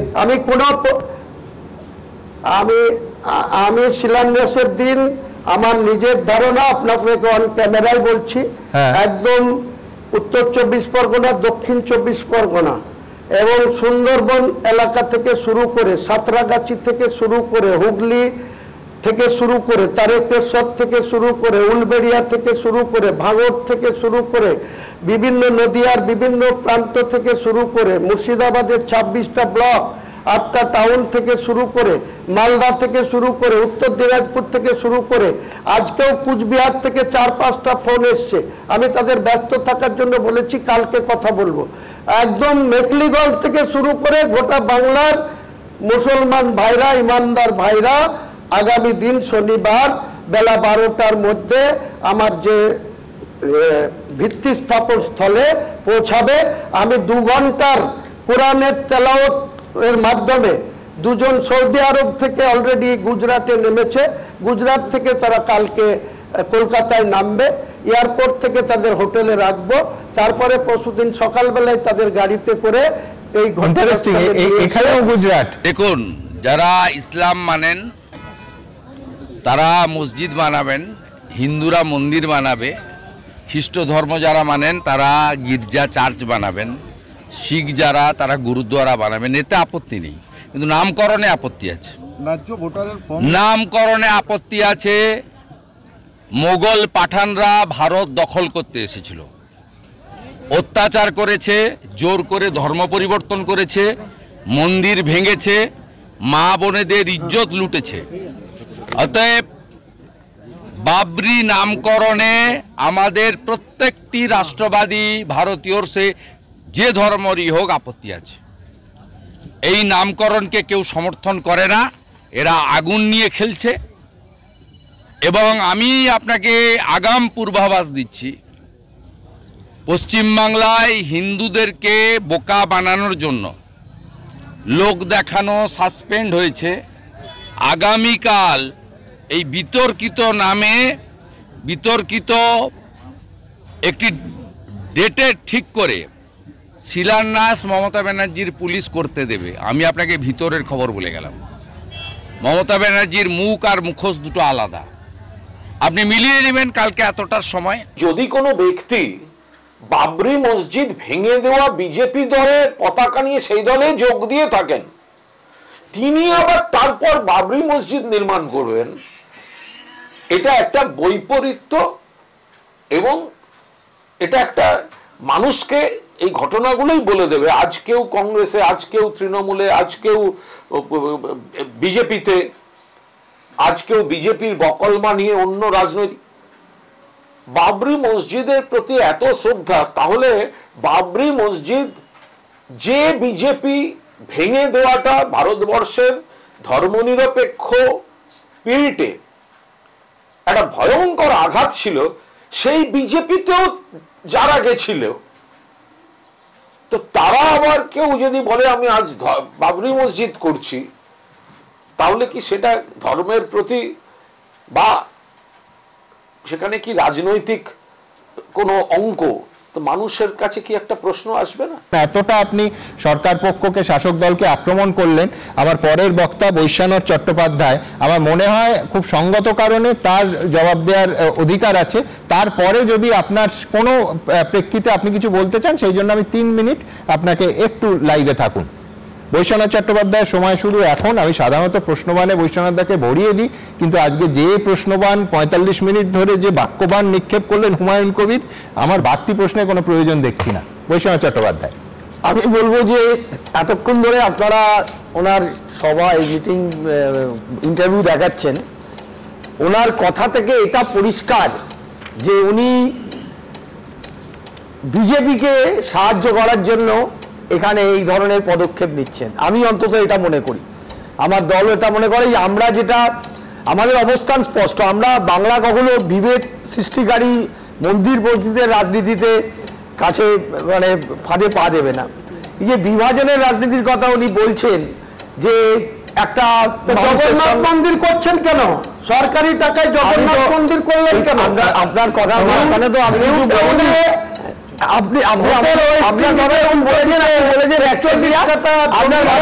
কথা বলিনি, বলি না, আমি পুজো করি, সেমনি ঈদ পালন করি, সেমনি বড়দিন পালন করি। আমরা যাদের শিখ ভাইদের আমরা সবাই যেভাবে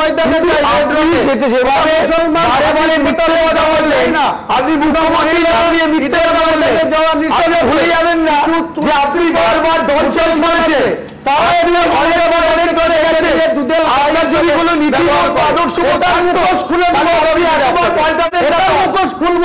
নীতিবোধ আদর্শবোধ বলে কিছু জিনিস নেই। তাই কখনো এ দলে, কখনো ও দলে, কখনো সে দলে।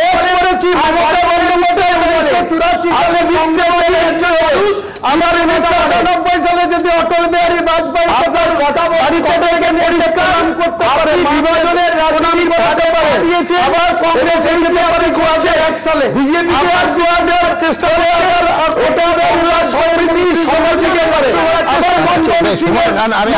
আপনার কাছে আমি আলাদা আসবো, উনি শেষ করলে আমি আপনার কাছে এবং এই সাম্প্রদায়িক প্ররোচনায় তাতে শান্তি বিঘ্নিত হবে। মানুষের মধ্যে যে ঐক্য, বাংলায় আমরা এক ছাতার তলায় রয়েছি, আমরা নানা জাতি, নানা মত, নানা পরিধান যে বলি, আমরা একসঙ্গে থাকতে চাই, বৈচিত্র্যের মধ্যে মিল। আমাদের যে বিচারধারা, সেই বিচারধারা শুধু সঙ্গে আলাদা বিচারধারা পার্থক্য আছে। আপনি এই ধরনের কথা বলছেন জন্য করা হয়েছে। মা দুর্গা কোন সম্প্রদায়ের জন্য কাছে আমরা নিজেদের কথা করবো না, দিচ্ছি উত্তেজনা বলে তাদের কাছে আমরা মাথায় বলেছেন, প্ররোচনা তৈরি করছেন, এটা কখনো বরদাস্ত করা যায় না। আমরা এখানে সবাই মিলে একসাথে আছি। আপনি এটা করে আপনি চেষ্টা করছেন বিভাজনের রাজনীতি নিয়ে আসতে, এটা কখনোই মেনে নেওয়া যায় না। কোন সেন্সিটিভ মানুষ আপনার কথা মুখোশ আমি খুলে দেব, কিচ্ছু করতে পারবেন না। আপনার মতো চেষ্টা করেছে, কিছু করতে পারেনি। হাতি আপনি কি ভেবেছেন?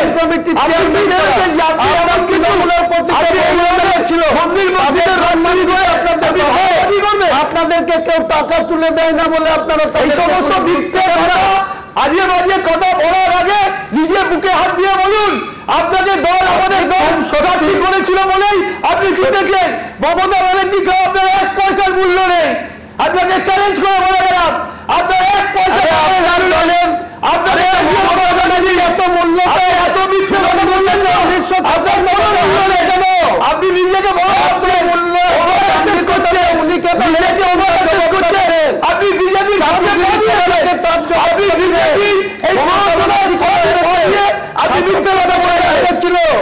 সবাই তো মমতা ব্যানার্জির জোড়া ফুলের আদর্শে মমতা ব্যানার্জির ছবি প্রতীক নিয়ে আপনি জিতেছেন।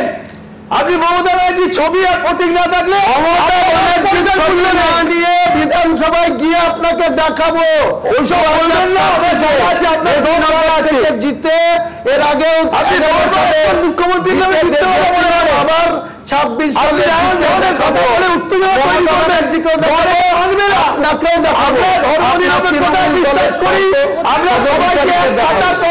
বিশ্বাস করি। সবার নজর এখন শনিবারের দিকে।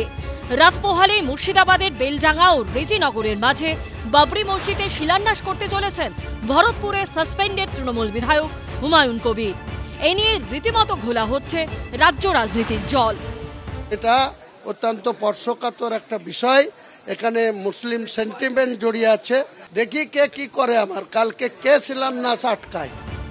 এদিনই কলকাতা হাইকোর্ট বেলডাঙ্গার বাবরি মসজিদ সংক্রান্ত মামলায় হস্তক্ষেপ করেনি। আইন শৃঙ্খলার বিষয়টি রাজ্য সরকারের উপর ছেড়েছে আদালত। এই অবস্থায় বেলডাঙ্গায় বাবরি মসজিদের জন্য অতিরিক্ত ফোর্স মোতায়েন করা হয়েছে। পাঠানো হয়েছে আরও একজন পুলিশ সুপার ও একজন অতিরিক্ত পুলিশ সুপারকে।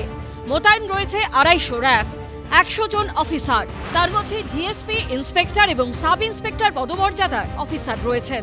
এছাড়াও মোতায়েন রয়েছেন 100 জন কনস্টেবল। ইতিমধ্যে কর্মসূচির অনুমতি চেয়ে ওসি রেজিনগর এবং আইসি বেলডাঙ্গাকে মেল করেছেন হুমায়ুন কবির।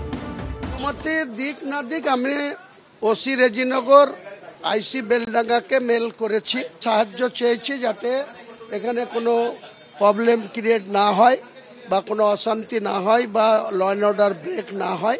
রাজ্যের বিভিন্ন প্রান্ত থেকে লোক আসবে, তাদের সুরক্ষিত বা তাদের যাতে কোনো অসুবিধা না হয়, যাতে ট্রাফিক জ্যাম না হয়, NH-34 ব্লক না হয়ে যায়, সেটা প্রশাসনের দেখার উচিত। অনুমতি না দিলেও আমার প্রোগ্রাম হবে। কি হয় অনুমতি মাইনাস করে প্রোগ্রাম করলে কি হয় আমার জানা আছে। আমি 43 বছরের রাজনীতিতে 144 কেও ভায়োলেশন করলে তার কি হয় সেটাও আমার জানা আছে। শুক্রবার সন্ধ্যায় হুমায়ুন কবিরের সঙ্গে কথা বলতে পৌঁছয় পুলিশ। হরিহরপাড়া থানার আইসি এছাড়া রেজিনগর থানার আধিকারিক তারা দুজন এসে পৌঁছে এই মুহূর্তে যে জায়গায় দেখতে পাচ্ছ এটা আমরা রেজিনগরে রয়েছে, যে জায়গায় কালকের এই যে অনুষ্ঠানটি হবে সেই অনুষ্ঠানের একেবারে মঞ্চ তৈরি করা হয়েছে এবং সেই জায়গায় একটা ঘর, সেই ঘরে দরজা বন্ধ অবস্থা রয়েছে, ক্লোজ ডোর যে মিটিং সেই মিটিং কিন্তু চলছে। কালকের যে শিডিউল প্রোগ্রাম সেটা যাতে পিসফুলি হয় তাতে আমাদের এসপি বহরমপুর পিডি তেনার আন্ডারে যে ওসি আইসিরা আছেন তেনারা সম্পূর্ণরূপে সহযোগিতার হাত বাড়িয়ে দিয়েছেন। কালকে যাতে পিসফুলি এই প্রোগ্রাম হয় তার জন্য ওনারা আমাদের না শান্তিপূর্ণভাবে করতে হবে। ওই জায়গাটাতে ওনারাও যেমন আমাকে সম্পূর্ণ হেল্প করবে, তেমনি আমার ভলেন্টিয়ার সহ আমি সম্পূর্ণভাবে পুলিশ প্রশাসনকে সাহায্য করব। অনুমতি কি দিল পুলিশ এই বিষয়ে? কি পুলিশ তো অনুমতি না দিলে এখানে আসে? পুলিশের তো অনুমতি আছেই। 1992 সালের 6ই ডিসেম্বর যে ঘটনা ঘটেছিল, যা ভারতবর্ষের গণতন্ত্রের ভিতকে নড়িয়ে দিয়েছিল, বহুত্ববাদের ভিতকে নড়িয়ে দিয়েছিল, সেই ঘটনাকে টেনে এনে বাবরি মসজিদ নামটাকে জুড়ে দিয়ে কোথাও ভারতবর্ষের সেই কালো দিন, কালো অধ্যায়টাকে বাংলায় পুনঃপ্রতিষ্ঠিত করে কোনো একটা রাজনৈতিক দলের হয়ে বিজেপিকে সুবিধা করে দেওয়ার চেষ্টা করলে তাহলে তো বাংলার মানুষ রুখে দাঁড়াবেই। সুতরাং সেক্ষেত্রে বাংলার প্রশাসন সতর্ক আছে। তৃণমূল খুব স্পষ্ট অফিসিয়ালি আজকে সাংবাদিক সম্মেলন করে বলেছে পুরোটা বিজেপির গেম প্ল্যান এবং বেলডাঙ্গাকে সাম্প্রদায়িক স্পর্শকাতর হওয়া সত্ত্বেও বেছে নেওয়া আসলে বিজেপির স্বার্থে ধর্মীয় বিভাজন সৃষ্টি। কেয়া ঘোষের সময় শুরু এখন। সুমন, আমার খুব অবাক লাগলো যে আজকে হুমায়ুন কবির তার দলের একজন এখন সদ্য সাসপেন্ডেড তৃণমূল বিধায়ক এখন হুমায়ুন কবিরকে বৈশ্যনড্ডা তথা তৃণমূল তথা মমতা বন্দ্যোপাধ্যায়ের সাম্প্রদায়িক মনে হচ্ছে। যখন 2024 হুমায়ুন কবির তো প্রথমবার বলেননি, উনি 2024 তো বাবরি মসজিদের কথা বলেছিলেন, তখন সাসপেনশন হয়নি কেন? তখন ভোটটা বড় বালাই ছিল, তখন ইউসুফ পাঠানকে জেতানোর বালাই ছিল, তখন মুসলমান ভোটকে পোলারাইজ করার বালাই ছিল, তাই তখন হুমায়ুন কবির ভালো ছিল। আজকে হুমায়ুন কবির তার প্রয়োজন ফুরিয়েছে এবং তিনি সম্ভবত মমতা বন্দ্যোপাধ্যায় এবং তৃণমূলের আসল কথাটা উন্মোচন করে দিচ্ছেন, মুখোশ খুলে দিচ্ছেন বলে হুমায়ুন কবির খারাপ। উনি বলছেন সাম্প্রদায়িকতা বিশ্বাস করে তৃণমূল। এই কথা শুনলে এই রাজ্যের একটা ঘোড়া না গাধাতেও হাসবে। ববি হাকিম আজকে যিনি এই সাসপেনশনের কথা বললেন, এই ববি হাকিম দাওয়াতে ইসলামের কথা বলেছেন। তিনি বলেছেন এই রাজ্যের 50% মানুষ কবে উর্দু ভাষবে, উর্দু ভাষায় কথা বলবেন। তিনি স্বপ্ন দেখছেন। খুব ইন্টারেস্টিং সেটা হচ্ছে কেয়া, আমি এক সেকেন্ড সেটা হচ্ছে হুমায়ুন কবিরের মুখে বিজেপির প্রশংসা আর কেয়ার মুখে হুমায়ুনের প্রশংসা। খুব ইন্টারেস্টিং। একবারও করিনি। হুমায়ুন কবির স্পষ্ট সমর্থন। মৌলবাদী হুমায়ুন কবিরের কেন প্রশংসা করতে যাব? ওনার কথার মধ্যে কোথায় বিজেপিকে প্রশংসা করেছে আমাকে বলুন তো। প্রচুর রিপিট টেলিকাস্টে দেখাবো না। উনি বলেছেন বিজেপিকে সাম্প্রদায়িক দল। আমি বলছি হুমায়ুন কবির আপনি নিজে সাম্প্রদায়িক। আপনি বাবরি মসজিদ কি বলছেন? বিজেপির মুখ্যমন্ত্রীকে স্বাগত জানাবেন, ওয়েলকাম করবেন। না না না না, আমি 500 বছর আগে যে বাবর তার মসজিদ মন্দিরকে ভেঙে মসজিদ তৈরি করেছিল, তিনি সেই বাবরের সংস্কৃতি পশ্চিমবঙ্গে ফিরিয়ে আনতে চাইছেন, তিনি চূড়ান্ত সাম্প্রদায়িক। কিন্তু আমি চলে আসছি আমার দলীয় বিষয়। যে ফিরহাদ হাকিম তিনি বলেছেন আপনারা বাবরি মসজিদ ভেঙে ঠিক করেছেন, সরকার করেছে। হুমায়ুন সাহেব আপনি বলেছেন একটু সময় দিতে হবে। 6 ডিসেম্বর বাবরি মসজিদকে ভেঙেছেন, সেখানে ডিমোলাইজেশন করেছেন, ঠিক করেছেন না, অবিচার করেছেন, ভারতবর্ষের মুসলিমদের আপনারা অন্যায় করেছেন। সেই অবিচার হয়েছিল রামলালার জন্মস্থানে, সেই অবিচারের কথাটা বলুন।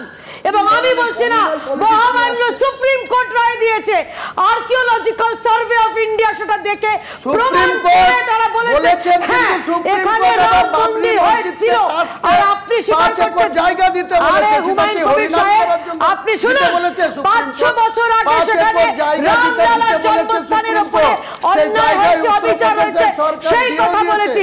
আর আপনি সেই সংস্কৃতি পশ্চিমবঙ্গে আনতে চাইছেন, আপনি আগে এটার উত্তর দিন, আপনি আগে উত্তর দিন। বিজেপিকে সাম্প্রদায়িক বলার আগে এক সেকেন্ড হুমায়ুন সাহেব এক সেকেন্ড দাঁড়ান। হ্যাঁ অতীত থেকে বর্তমানে আসি। বর্তমানে আমি সেটাই বলছি, 500 বছর আগে যে বাবরি সংস্কৃতি হয়েছিল সেটা হুমায়ুন কবির আজকে পশ্চিমবঙ্গে আনতে চাইছেন। আর তৃণমূল বলছে, হুমায়ুন কবির বলছে বিজেপি সাম্প্রদায়িক, আপনি বলছেন প্রশংসা।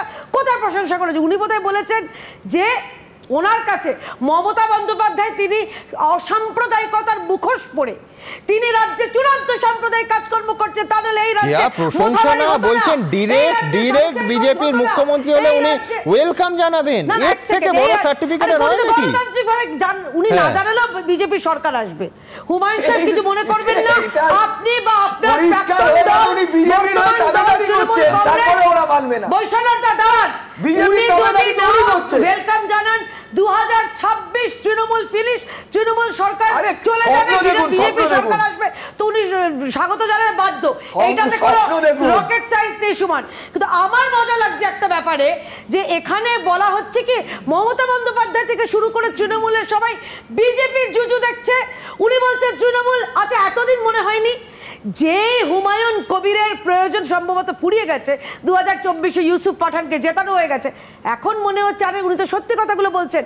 ভাবতে পারছেন উনি যেটা ওনার কথা অনুযায়ী যদি হুমায়ুন কবিরের কথা সত্যি হয়, উনি বলছেন যে 2024-এ ইউসুফ পাঠানকে জেতানোর জন্য যা যা করা দরকার মুর্শিদাবাদে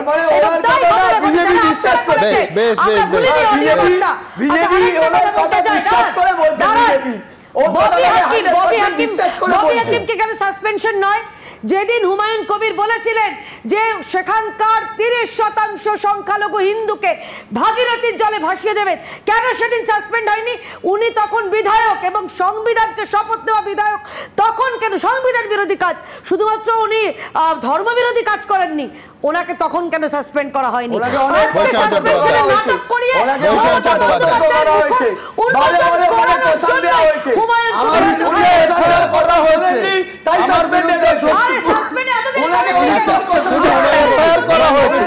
কি বলছেন গোলক বিহারী ঘোষ মন্ডল সভাপতি আপনার দলের, গোলক বিহারী ঘোষ শক্তিপুর মন্ডল সভাপতি। আমি 1 তারিখে বলার পর 2 তারিখে আমার বিরুদ্ধে এফআইআর লজ করেছিল শক্তিপুর থানা, আজও আমার বিরুদ্ধে এফআইআর চালু আছে। আমার বিরুদ্ধে কিছু করা হয়নি, এটা মিথ্যা কথা। তৃণমূল আমাকে কোনো রিয়াক্ট করেনি। আমি কলকাতায় আরজি করের ঘটনা নিয়ে ডাক্তাররা যখন পরিষেবা না দিয়ে স্ট্রাইক করে বেড়াচ্ছে, কলকাতায় ডাক্তারদের বিরুদ্ধে বলাতে বহরমপুর থানায় আমার বিরুদ্ধে এফআইআর হয়েছে। কে বলেছে আমাকে দোষণ করেছে, আমাকে রিয়াক্ট করেছে? বাংলা একটা কথা আছে ত্রহস্পর্শ। আমি বলছি তৃতীয় বাহুটা, ত্রিভুজের তৃতীয় বাহুটা কেন বঞ্চিত থাকবে? কলতান দাশগুপ্তকে পোডিয়ামে যাওয়ার অনুরোধ জানাবো, হুমায়ুন সঙ্গে থাকবেন। আমি বলছি যে আমি ছোটবেলায় একটা বই পড়েছিলাম, আড়ালে আছে কালীচরণ। মানে আমি বলছি কার পেছনে কে আছে, কার পরিকল্পনা আমি জানি না, কিন্তু বাবরি মসজিদ, রাম মন্দির বিতর্ক মানে হচ্ছে মেনুকরণ, একেবারে স্পষ্ট করে বলবো। আমি বলছি কলতান, তুমি জানবে যে 2জন সাংসদ থেকে 5 বছরের মধ্যে যে মেরুকরণের ম্যাজিকে 82টা সাংসদ পেয়েছিল বিজেপি, সেই মেরুকরণ যত হবে বাম কংগ্রেস আরও দুর্বল প্রান্তিক শক্তিতে পরিণত হতে পারে, এটা সম্ভাবনা। কিন্তু আমার প্রশ্নটা এখানে শেষ হয়ে যেত যদি না হুমায়ুন কবির বলতেন যে আজকে মোহাম্মদ সেলিমের সঙ্গে তার কথা হয়েছে। বামেদের অবস্থা, স্বপ্নে কেউ পোলাও রান্না করতে পারেন, আমাদের অসুবিধা নেই, যত খুশি ঘিও দিতে পারেন, কিন্তু স্বপ্নটা ভেঙে গেলে কোথায় দাঁড়াবেন সাধারণ মানুষ, সেটা আজকের দিনে খুব গুরুত্বপূর্ণ। না, উনি জেগে জেগেই বলছেন ফোনে কথা হয়েছে। হ্যাঁ, আমি বলছি ওটা স্বপ্নে পোলাওয়ে ঘি রান্না করার মতনই। স্বপ্ন থেকে জাগবেন কারা, কোন মানুষ? আজকে 1 ঘন্টার টিভি শো হয়ে গেল।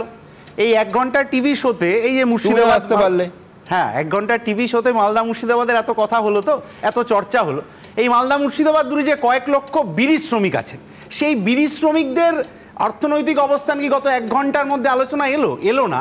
কারণ রাজায় রাজায় যুদ্ধ হলে উলুখাগড়ার প্রাণ যাবেই। আমরা ওই বেসিক জায়গাটাতে যেতে চাইছি যে রাজা রাজা যুদ্ধ হবেই, কোন এমএলএ কি পেলেন, কোন মন্ত্রী কি পেলেন না, এই নিয়ে চর্চা রাজনীতিতে হতে থাকছে। কিন্তু যাদের জন্য তারা এমএলএ এমপি মন্ত্রী ইত্যাদি হলেন, যাদের জন্য এই চ্যালেঞ্জ আমরা নিতে পারছি যে ওনাকে 30,000-এ হারাবো, ওনাকে শূন্য করব, সেই মানুষগুলো কি অবস্থায় আছেন এটা একটু চর্চার মধ্যে এই সামান্য 3 মিনিটের মধ্যে আসা উচিত। রাষ্ট্রের কাজ কি? শিক্ষা, স্বাস্থ্য, নিজের কথা বলার অধিকার, এইগুলো তো করে দেওয়া। রাষ্ট্রের কাজ ধর্মস্থান তৈরি করা। আমি একটু বলে নিই, রাজ্যের মুখ্যমন্ত্রীকে প্রশ্ন করুন, মুর্শিদাবাদ জেলার আপনি অনেক দূরে আছেন বলে আমার কথাটা হচ্ছে যে রাষ্ট্রের যা কাজ ছিল, শিক্ষার ব্যবস্থা, স্বাস্থ্যের ব্যবস্থা, স্কুলে মিড ডে মিল চালানো, সেইগুলোতে আমার রাজ্য কি অবস্থায় আছে সেইটা গুরুত্বপূর্ণ। সেখানে আমার দেশ কি অবস্থায় আছে গুরুত্বপূর্ণ, ধর্মস্থান তৈরি করা নয়। আমার কথাটা হচ্ছে যে আমাদের কথাটা হচ্ছে যে আমাদের কাজটা এখানে পৌঁছাতে হবে যে আজকে যাদের ভাবনার ওপর ভিত্তি করে, যাদের ভরসার ওপর ভিত্তি করে, যারা দুহাত তুলে সমর্থন করেছেন বলে আমরা এখানে বসে রয়েছি, সেই মানুষগুলোর কথা যদি আমার চর্চায় না আসে, যদি বিড়ি শ্রমিকের কথা না আসে, যদি স্কুলের ছোট্ট বাচ্চাটার কথা না আসে, যদি পরিযায়ী শ্রমিকের কথাটা না আসে, তাহলে আমরা আরো হাজার হাজার ভোটে জিতবো, হাজার হাজার ভোটে হারবো। কিন্তু ওই মানুষগুলো আমাদের ক্ষমা করবে কিনা এইটা আমাদের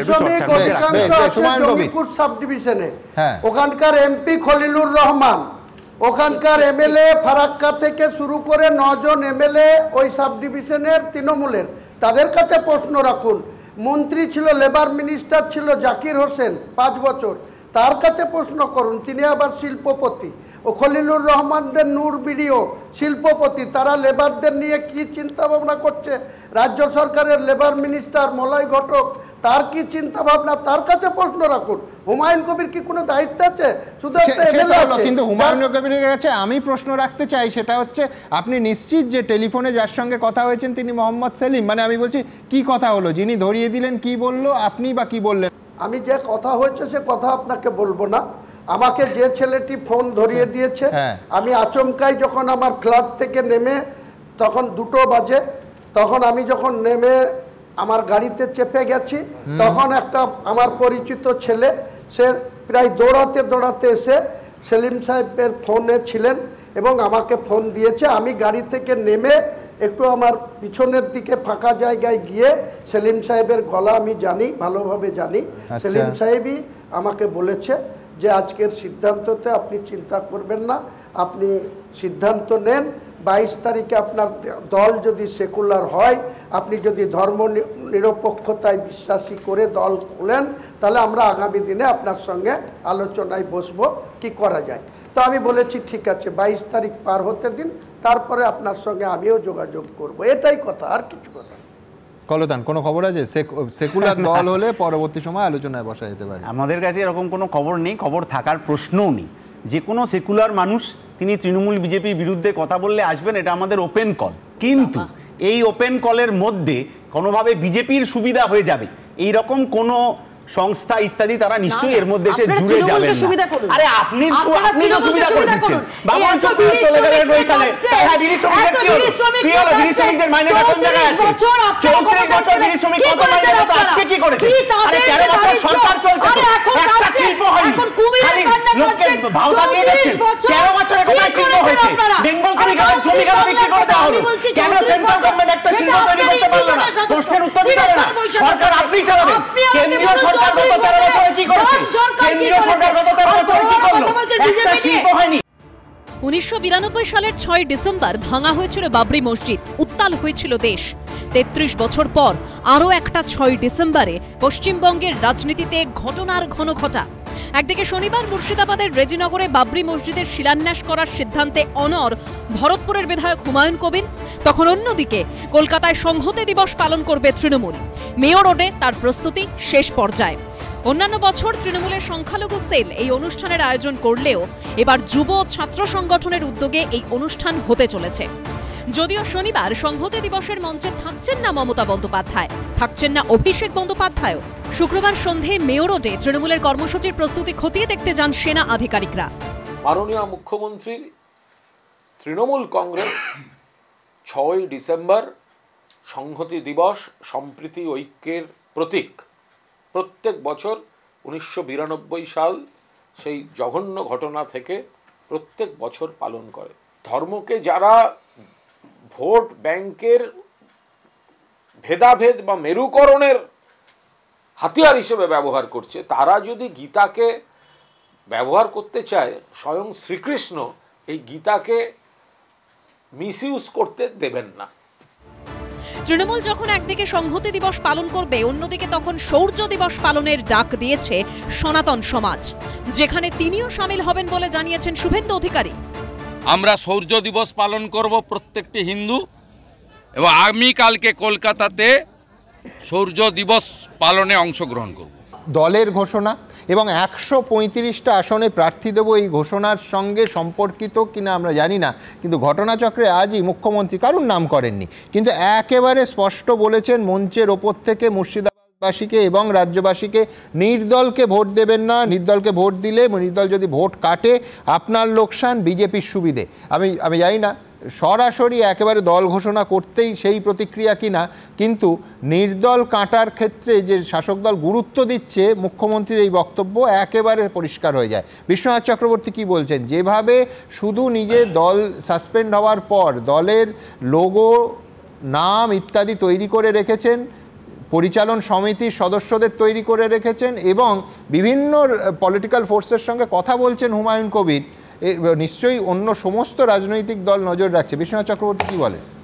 রথভাবে আমি দেব, পথভাবে আমি, মূর্তিভাবে আমি দেব, হাসে অন্তর্যামী। আমি খুব পরিষ্কার করে বলতে চাই, এই অধীর চৌধুরী যখন লোকসভা নির্বাচনে দাঁড়ালো, দুবার আমরা যখন সমীক্ষার কাজ চালাচ্ছিলাম, দুবারই উনি 70-80 হাজার ভোটে এগিয়ে আছে এরকম একটা প্রজেকশন, এবং এবিপি আনন্দের সমীক্ষাতেও ধরা পড়েছিল, সেটা দেখানো হচ্ছিল যে অধীর চৌধুরী বহরমপুর থেকে জিতছে। ওখান থেকে নরেন্দ্র মোদী কংগ্রেস প্রার্থী অধীর চৌধুরীকে হারানোর জন্য পাঠিয়ে দিলেন যোগী আদিত্যনাথকে, তীব্র মেরুকরণের বক্তব্য। আর এদিকে মমতা বন্দ্যোপাধ্যায় নামিয়ে দিলেন হুমায়ুন কবিরকে, এবং সেই সময়তে উনি 30-70-এর গল্প বললেন যে 30% হিন্দুরা কী করে মুর্শিদাবাদের মানে জয়ী হয় এবং 70% কি করতে পারে, সেই তার বিখ্যাত বক্তব্য। বিশ্বনাথ বাবু, আপনাকে আমি 1 সেকেন্ড থামাচ্ছি। 2016 সালে এই মমতা বন্দ্যোপাধ্যায়ের লোগোতে আমাকে প্রার্থী করেনি, আমি ওনারা যদি বুনো ওল হয় আমি বাগা তেঁতুল। সিদ্দিকা বেগমকে 70 রেজিনগরে জোড়া ফুলের প্রার্থী করা হয়েছিল, তার আমি সিকিউরিটি ফরফিট করে দিয়েছিলাম। এবং মোদিজিরও একজন প্রার্থী বঙ্কিম কর্মকার, সে মাত্র 10,300। সিদ্দিকা বেগম তৃণমূলের প্রার্থী 14,661।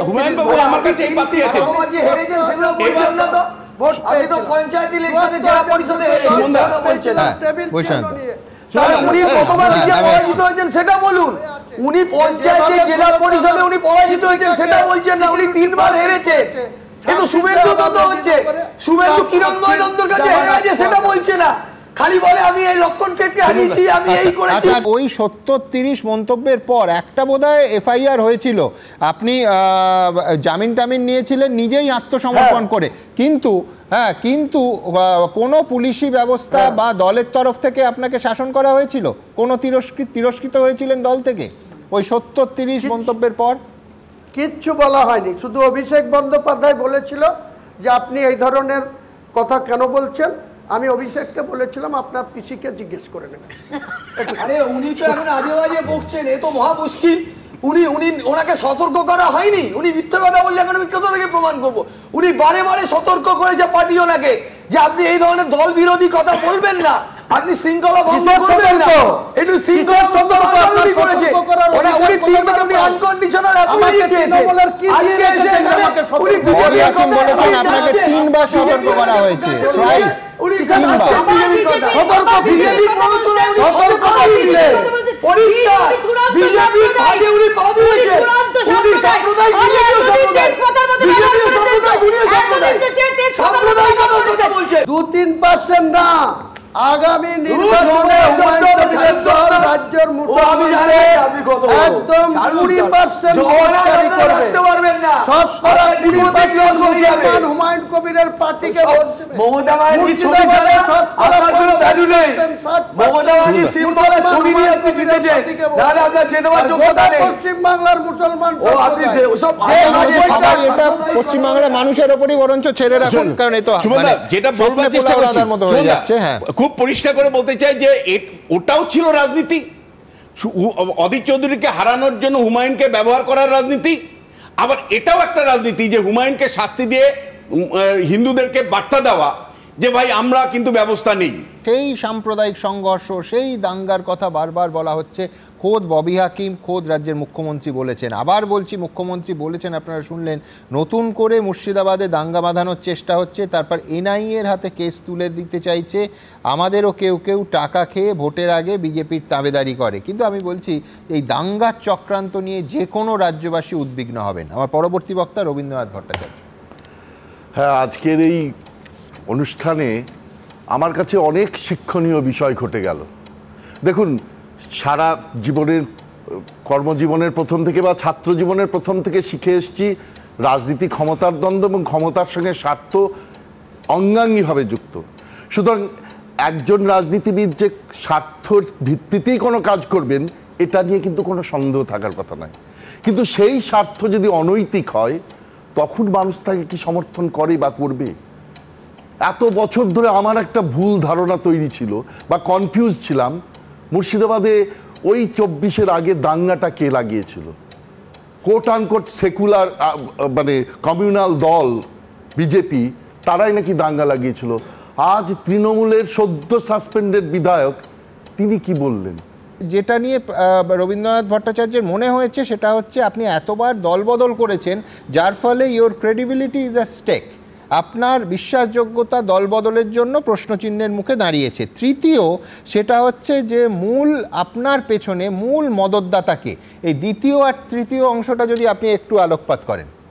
সুমনবাবু, রবীন্দ্রনাথ বাবুর কথার পরিপ্রেক্ষিতে আপনাকে জানাই যে আমি কোনো ব্যক্তি এক প্রকার বাধ্য হয়ে যখন দল চেঞ্জ করতে হয় বা দল পরিবর্তন করতে হয় তাকে নিয়ে মানুষ ততটা ঘৃণার চোখে দেখে না।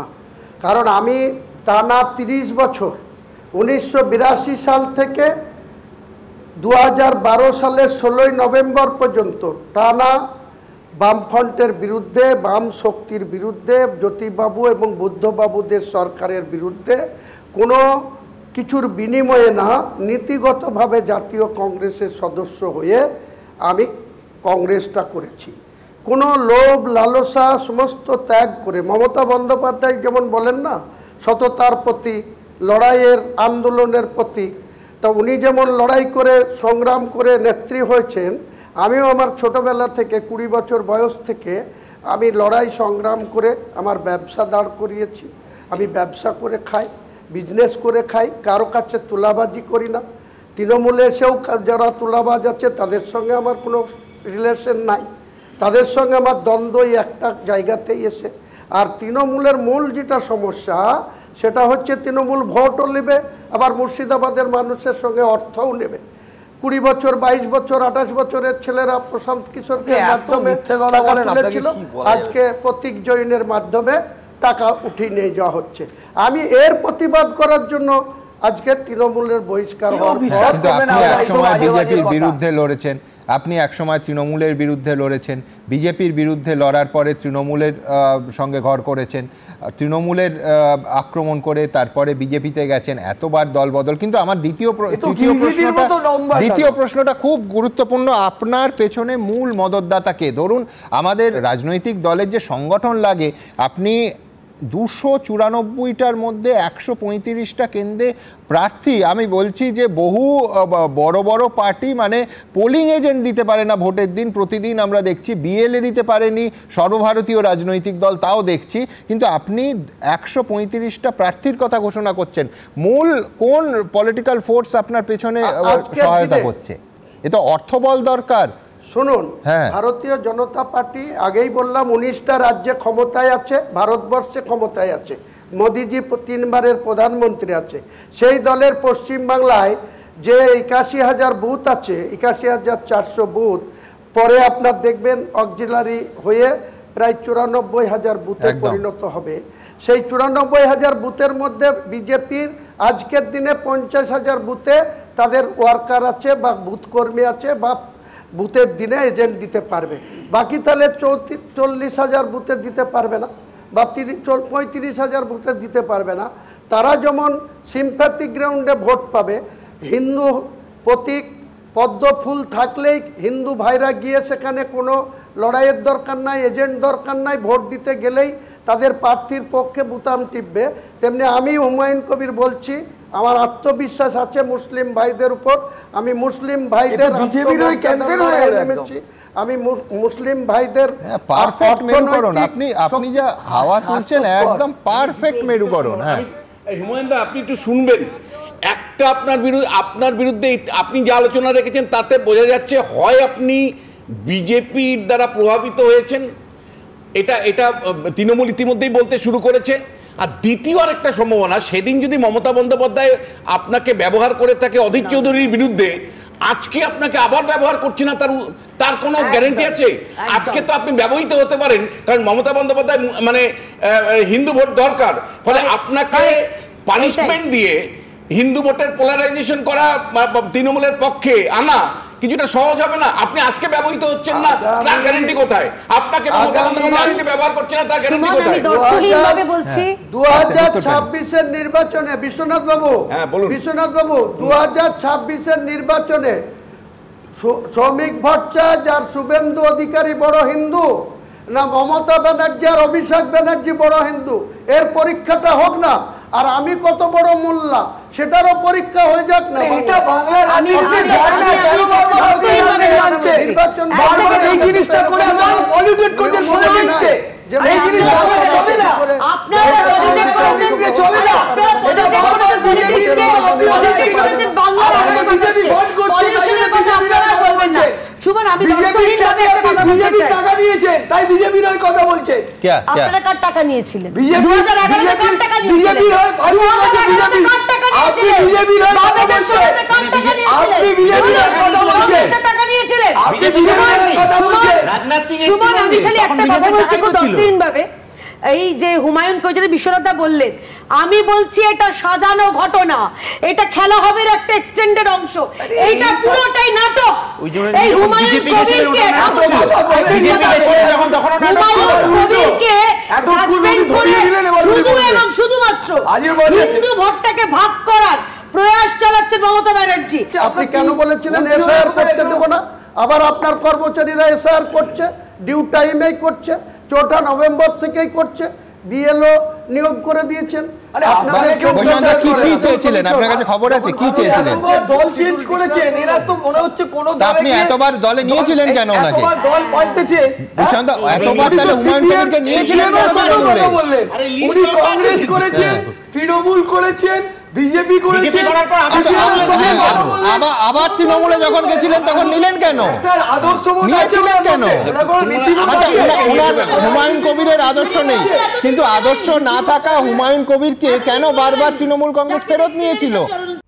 যে হুমায়ুনের বাবরি মসজিদের শিলান্যাস ঘিরে আজ এত হইচই, এত রাজনীতি, এত হট্টগোল, তার নামের সঙ্গে জড়িয়ে রয়েছে কবিরের নামও। যে কবিরকে কখনো ধর্মের গণ্ডিতে কেউ বাঁধতে পারেনি। কেউ ভাবেন তিনি বৈষ্ণব, কেউ বলেন তিনি শৈবনাথ যোগী পরম্পরার, কেউ বলেন সুফি। যে কবিরকে একবার প্রশ্ন করা হয়েছিল নাম কি, জাত গোত্র, 2 প্রশ্নের উত্তরেই কবির বলেছিলেন আমার নাম কবির। কিন্তু সেই কবিরের দেশেই আজ হুমায়ুনের বাবরি মসজিদের শিলান্যাস ঘিরে ধর্ম আর রাজনীতি মিলেমিশে একাকার।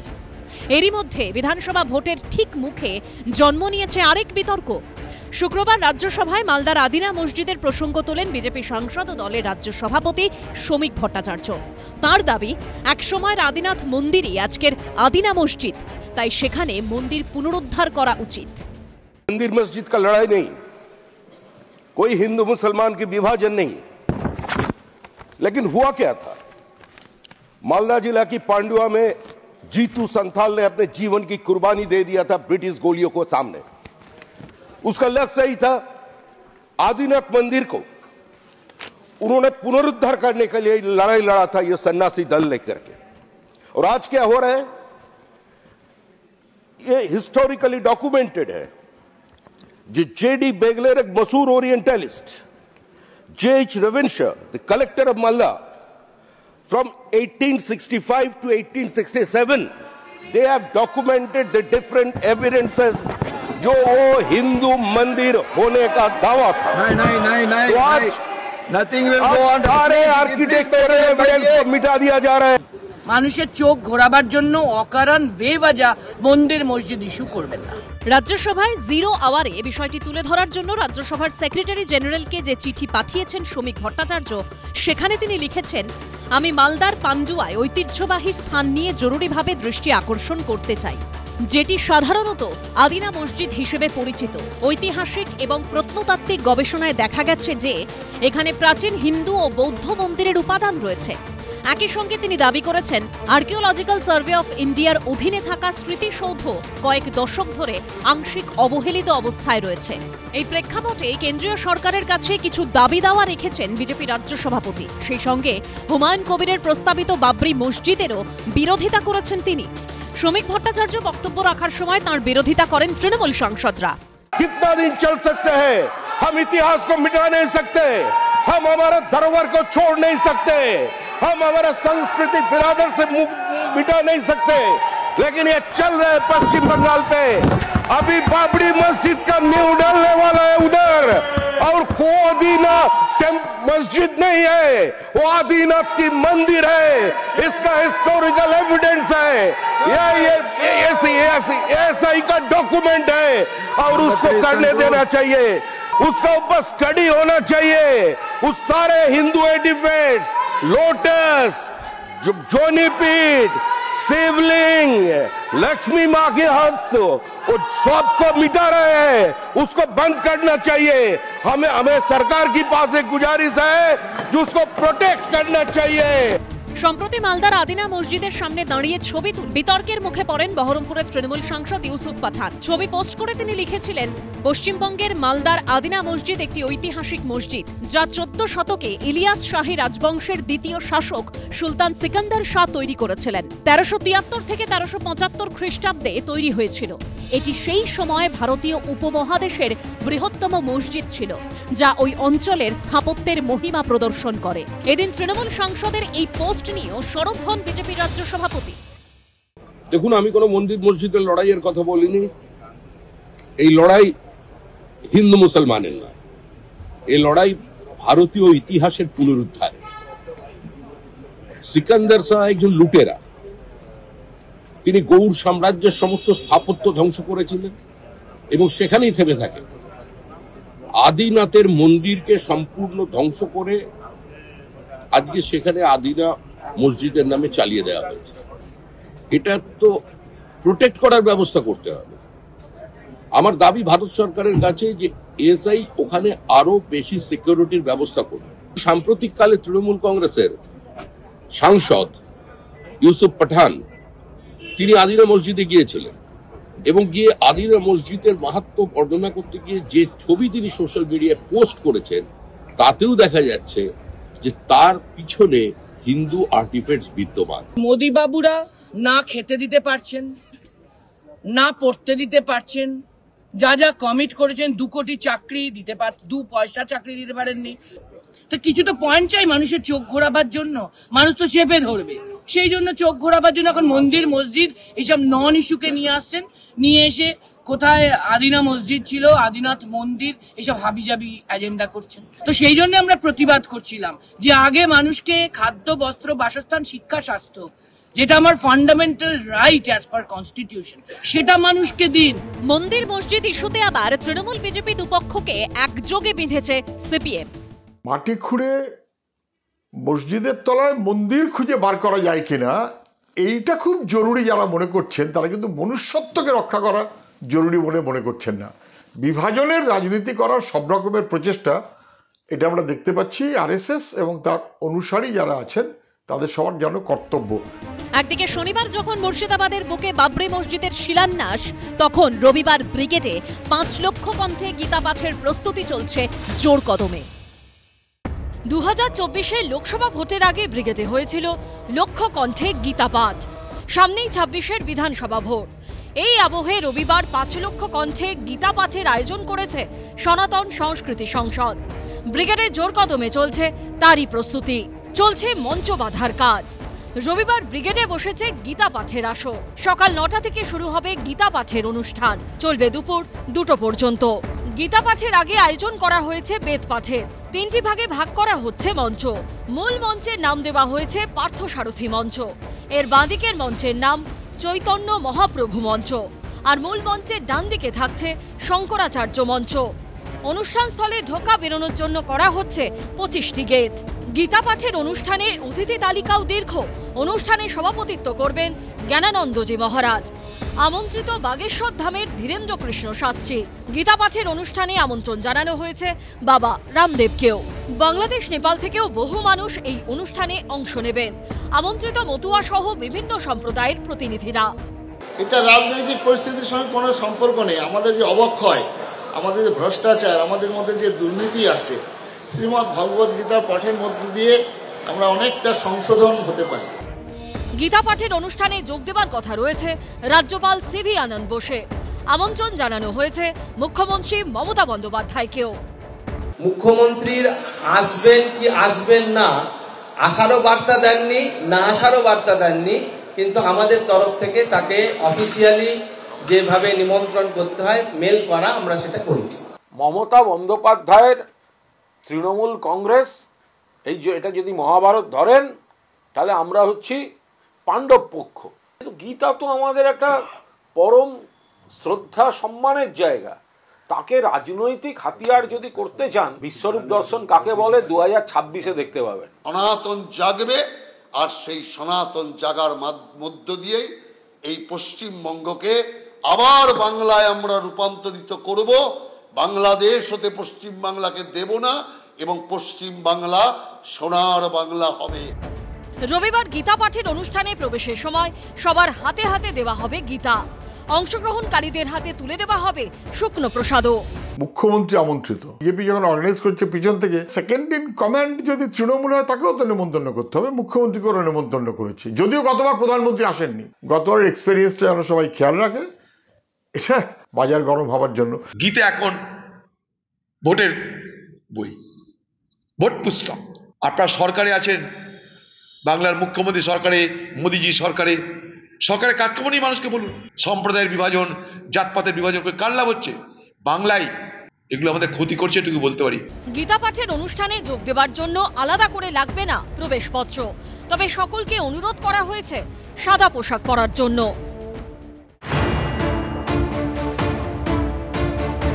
একদিকে শনিবার মুর্শিদাবাদের বুকে বাবরি মসজিদের শিলান্যাস, অন্যদিকে রবিবার ব্রিগেডে গীতা পাঠ। জল্পনা কল্পনা গুঞ্জন, লক্ষ্য উদ্দেশ্য নিয়ে নানা আলোচনা।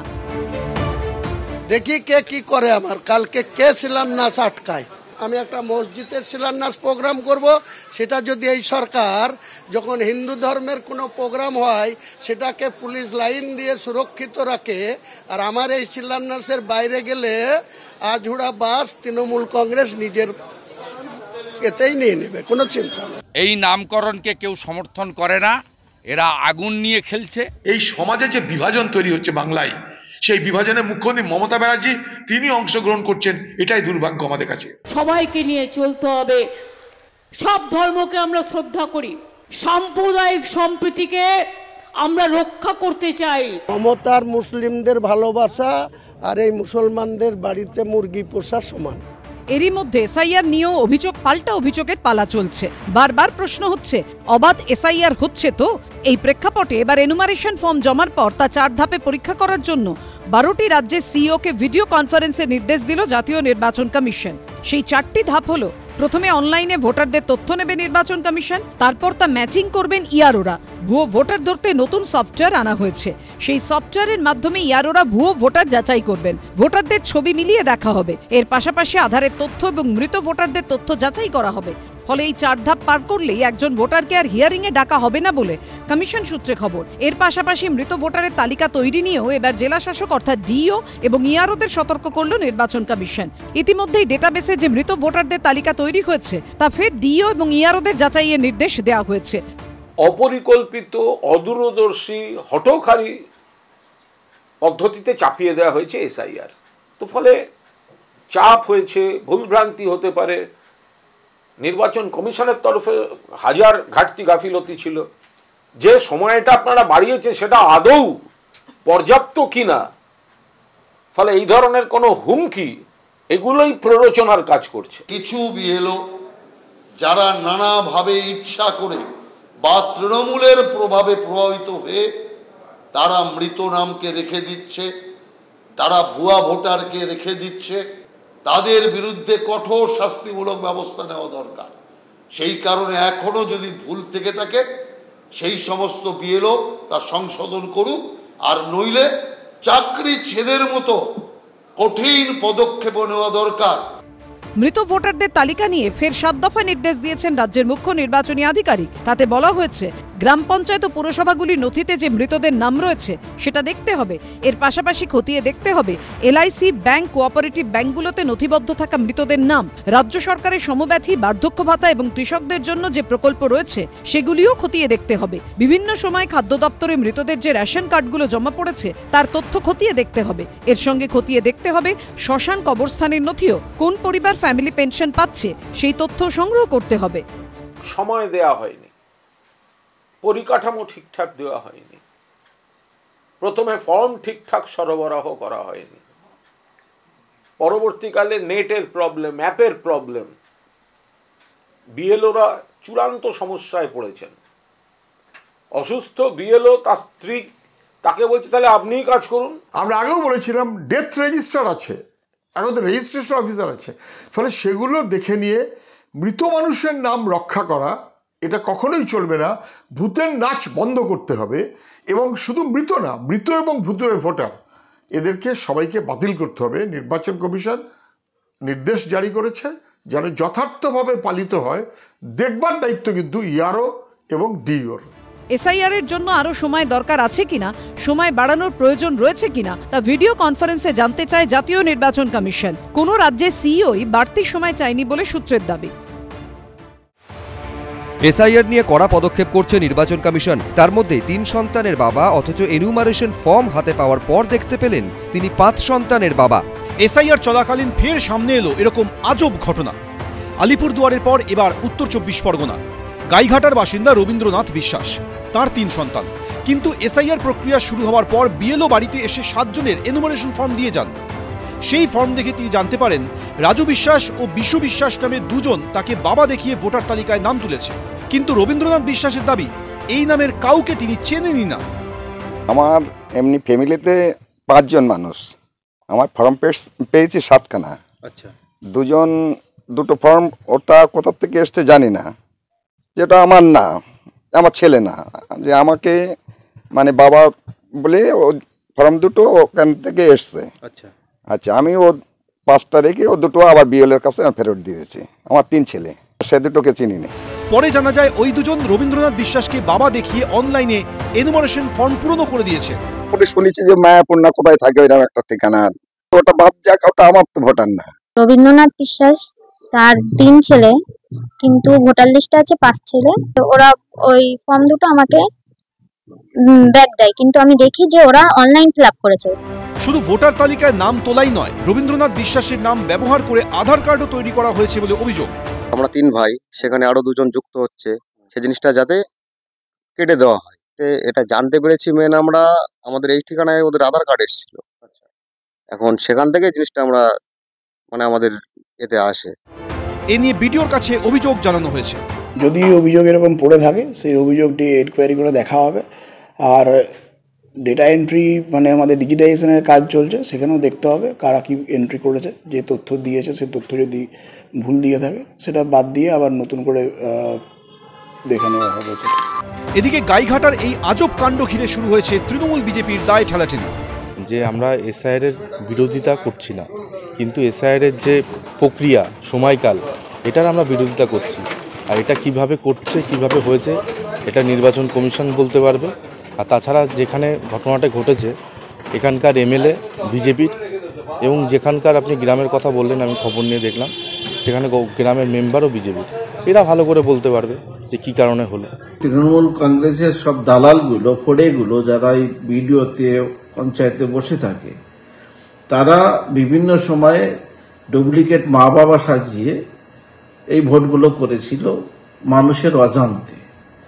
এবার এসআইআর সেগুলো ধরা পড়ছে এবং দোষ অন্যর ঘাড়ে চাপানোর চেষ্টা করছে। 2 সন্তানের বাবা ভোটার তালিকায় দেখেন তিনি 6 সন্তানের বাবা। এসআইআর আবহে সম্প্রতি এমনই মারাত্মক অভিযোগ উঠেছে আলিপুরদুয়ারে। এবার একই ধরনের অভিযোগ উঠল উত্তর 24 পরগনার গাইঘাটায়। এসআইআর যত এগোচ্ছে ততই সামনে আসছে জাল জুয়া চুরির ভুরি ভুরি অভিযোগ। ভোটার তালিকায় নাম তুলতে কোথাও শ্বশুরকে, কোথাও কাকা শ্বশুরকে, কোথাও প্রতিবেশীকে বাবা সাজানোর অভিযোগ উঠেছে। আর এবার উত্তর 24 পরগনার হাসনাবাদে প্রতিবেশীর নথি দেখিয়ে তাকে বাবা পরিচয় দিয়ে বেআইনিভাবে ভোটার কার্ড তৈরির অভিযোগ উঠল এক ব্যক্তির বিরুদ্ধে। হাসনাবাদের রামেশ্বরপুর বরুণহাট পঞ্চায়েতের 34 নম্বর বুথের বাসিন্দা প্রয়াত অজিত সরকার। অভিযোগ, তার নথি জাল করে ভোটার তালিকায় নাম তুলেছেন বাংলাদেশের নাগরিক বিভূতি সরকার। এসআইআর শুরু হতেই বিষয়টি নজরে পড়ে অজিত সরকারের ছেলে। শ্বশুরমশাইয়ের যে নথিপত্র আছে সেইগুলো চুরি করে জাল করে আর কি ভোটার হয়েছে। বুথেই ভোটার ছিলেন, কিন্তু এখন বর্তমানে নেই। আচ্ছা, 2025 সালের লিস্টে নাম রয়েছে বিভূতি সরকারের। হ্যাঁ, আমরা চাইছি যে জাল যেটা আছে ভোটার যেটা, ওটা যেন আমাদের লিস্ট থেকে আর কি কেটে যায়।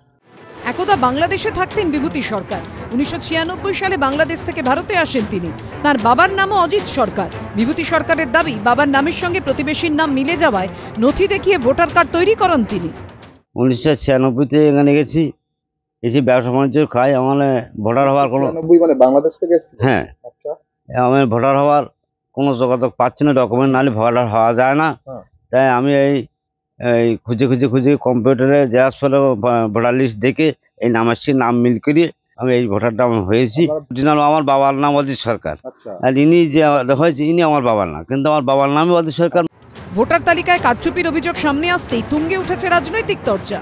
কারুর ভোটার কার্ড নিয়ে তার কাছ থেকে ভুল সাইন করে গ্রাম অঞ্চলের মানুষ যারা কিছু বোঝে না, তার বাবা পাতিয়ে, কারুকে মা পাতিয়ে, কারুকে ভাই পাতিয়ে এই যে জালি ভোটার কার্ড করেছে বাংলাদেশে, তা বারবারই সামনে আসছে। আগামী দিন এর তদন্ত ইডি সিবিআই দ্বারা দরকার। বিভূতিভূষণকে আমি জানি না, থানায় কমপ্লেন দিয়েছি শুনেছি, তবে প্রশাসন আছে, সত্যি যদি এটা হয়ে থাকে তাহলে প্রশাসন তার ব্যবস্থা নেবে। দক্ষিণবঙ্গের উত্তর 24 পরগনায় ভোটার কার্ডে নাম তুলতে যখন প্রতিবেশীর নথি ব্যবহারের ঘটনা সামনে আসছে, তখন উত্তরবঙ্গের কোচবিহারে মামা শ্বশুরকে বাবা পরিচয় দিয়ে ভোটার তালিকায় নাম তোলার অভিযোগ সামনে এলো। ইনি অমল দাস, তুফানগঞ্জ 2 নম্বর ব্লকের শালবাড়ি 1 গ্রাম পঞ্চায়েতের বাসিন্দা। তার 5 মেয়ে, কিন্তু ভোটার তালিকায় দেখা যাচ্ছে তার এক ছেলেও আছে। কিন্তু এমনটা কি করে সম্ভব? অমল দাসের দাবি, 8-9 বছর আগে তার ভাগ্নির সঙ্গে বিয়ে হয় ওই এলাকার বাসিন্দা বিকাশ দাসের। অভিযোগ, অমল দাসের অজান্তেই তার নথি হাতিয়ে তাকে বাবা পরিচয় দিয়ে ভোটার তালিকায় নাম তোলেন ভাগ্নি জামাই বিকাশ। এসআইআর শুরু হতে বিষয়টি জানাজানি হয়। এরপরই বক্সিরহাট থানায় অভিযোগ জানান তিনি। বিকাশ আপনার কি হয়? আমার ভাগ্নি জামাই হয়। চুরি করে এনেছে না কি করে এনেছে আমি তা তো জানি না। ওরা এইভাবে নিয়ে ওরা আধার কার্ড ভোটার কার্ড সব তৈরি করছে। আমি এই বিএলওর কাছে শুনে তারপরে আমি থানাতে করছি, অ্যাপ্লাই করছি। যে বিকাশ দাস, সে আমাদের ভাই নয়, কিন্তু আমার বাবার ডকুমেন্ট সব চুরি করে নিয়ে ও আমাদের ভাই হয়েছে। এখন দেখা যাচ্ছে যে এখন এই সব ডকুমেন্ট বানিয়েছে যাতে আমাদের মানে আমার বাবার নাম যাতে ওর ডকুমেন্টস থেকে সব কাটা পড়ে। ঘটনার কথা জানাজানি হতে এলাকায় দেখা মেলেনি বিকাশ দাস ও তার পরিবারের সদস্যদের। দিন কয়েক আগে আলিপুরদুয়ারের বঞ্চুকামারিতে ওই ব্যক্তিকে বাবা পরিচয় দিয়ে 4 জন অনুপ্রবেশকারীর বিরুদ্ধে ভোটার কার্ড তৈরির অভিযোগ সামনে এসেছিল। আমার ছেলে মেয়ে হলো 2 জন। এখন ইয়াতে দেখি আরো 2-4 জন বাড়ি গেছে ভোটার তালিকায়। তারা কি কেউ হয় আপনার? না, আমার কোনো আত্মীয় হয় না, কোনো কিচ্ছু হয় না। আমার নাম, আমার বাপের নাম, আমার বাড়ির ঠিকানা সব দেখাইছে। আপনি কি করছেন? অন্যকে বাবা? অন্যকে বাবা করছে, আমি নকলি বাবা মানে। আপনার পরিবারের আর কে কে ওনার নাম ইউজ করছে? ওনার আমাদের 2 ভাই বোনই ইউজ করছি। বাংলাদেশ থেকে কবে এসেছেন? 1998 সনে আসছি। এবার ভোটার তালিকায় জালিয়াতির অভিযোগ উঠল কোচবিহারে। বক্সিরহাট থানার পুলিশ জানিয়েছে অভিযোগ পেয়ে তদন্ত শুরু হয়েছে। শুক্রবার সন্ধে ৬:৫০ মালদায় ভারত বাংলাদেশের মেহেদিপুর সীমান্ত দিয়ে দেশে ফিরিয়ে আনা হলো সোনালীদের।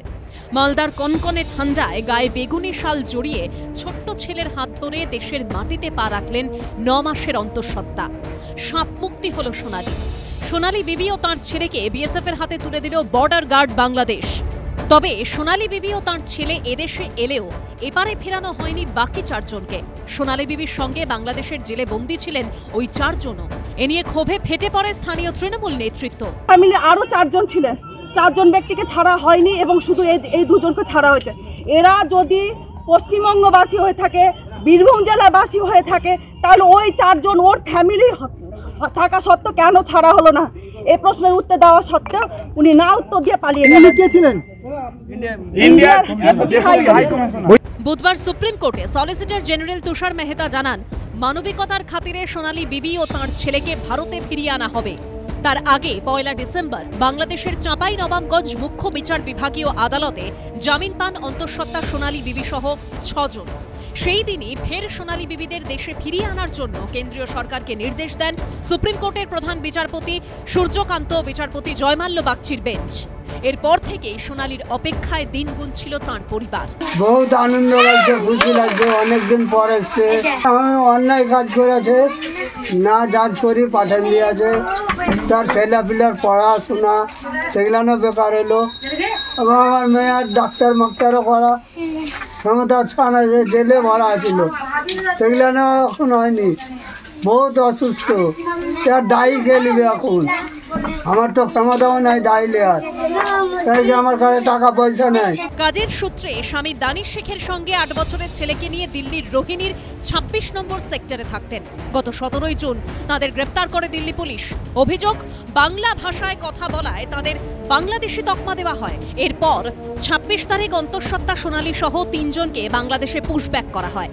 একইভাবে বীরভূমের মুরারইয়ের ধিতরা গ্রামের বাসিন্দা সুইটি বিবি এবং তার 2 নাবালক ছেলেকেও গ্রেপ্তার করে বাংলাদেশে পাঠিয়ে দেয় দিল্লি পুলিশ।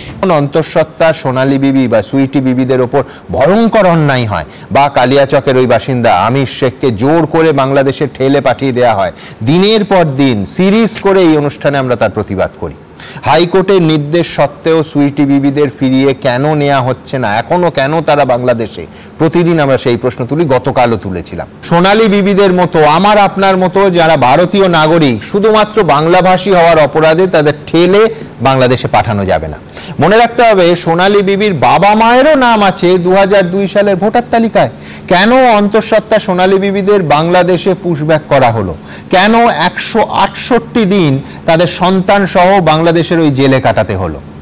একদিকে নিঃসন্দেহে কলকাতা হাইকোর্ট এবং সুপ্রিম কোর্টের সক্রিয় ভূমিকা, যে ভূমিকা সোনালী বিবিরা আজকে বেরোতে পারলেন, নিঃসন্দেহে বারবার আমরা দেখিয়েছি গণতন্ত্রের লজ্জা। অবশেষে দেশে ফিরে আসার সৌভাগ্য হলো সোনালীর।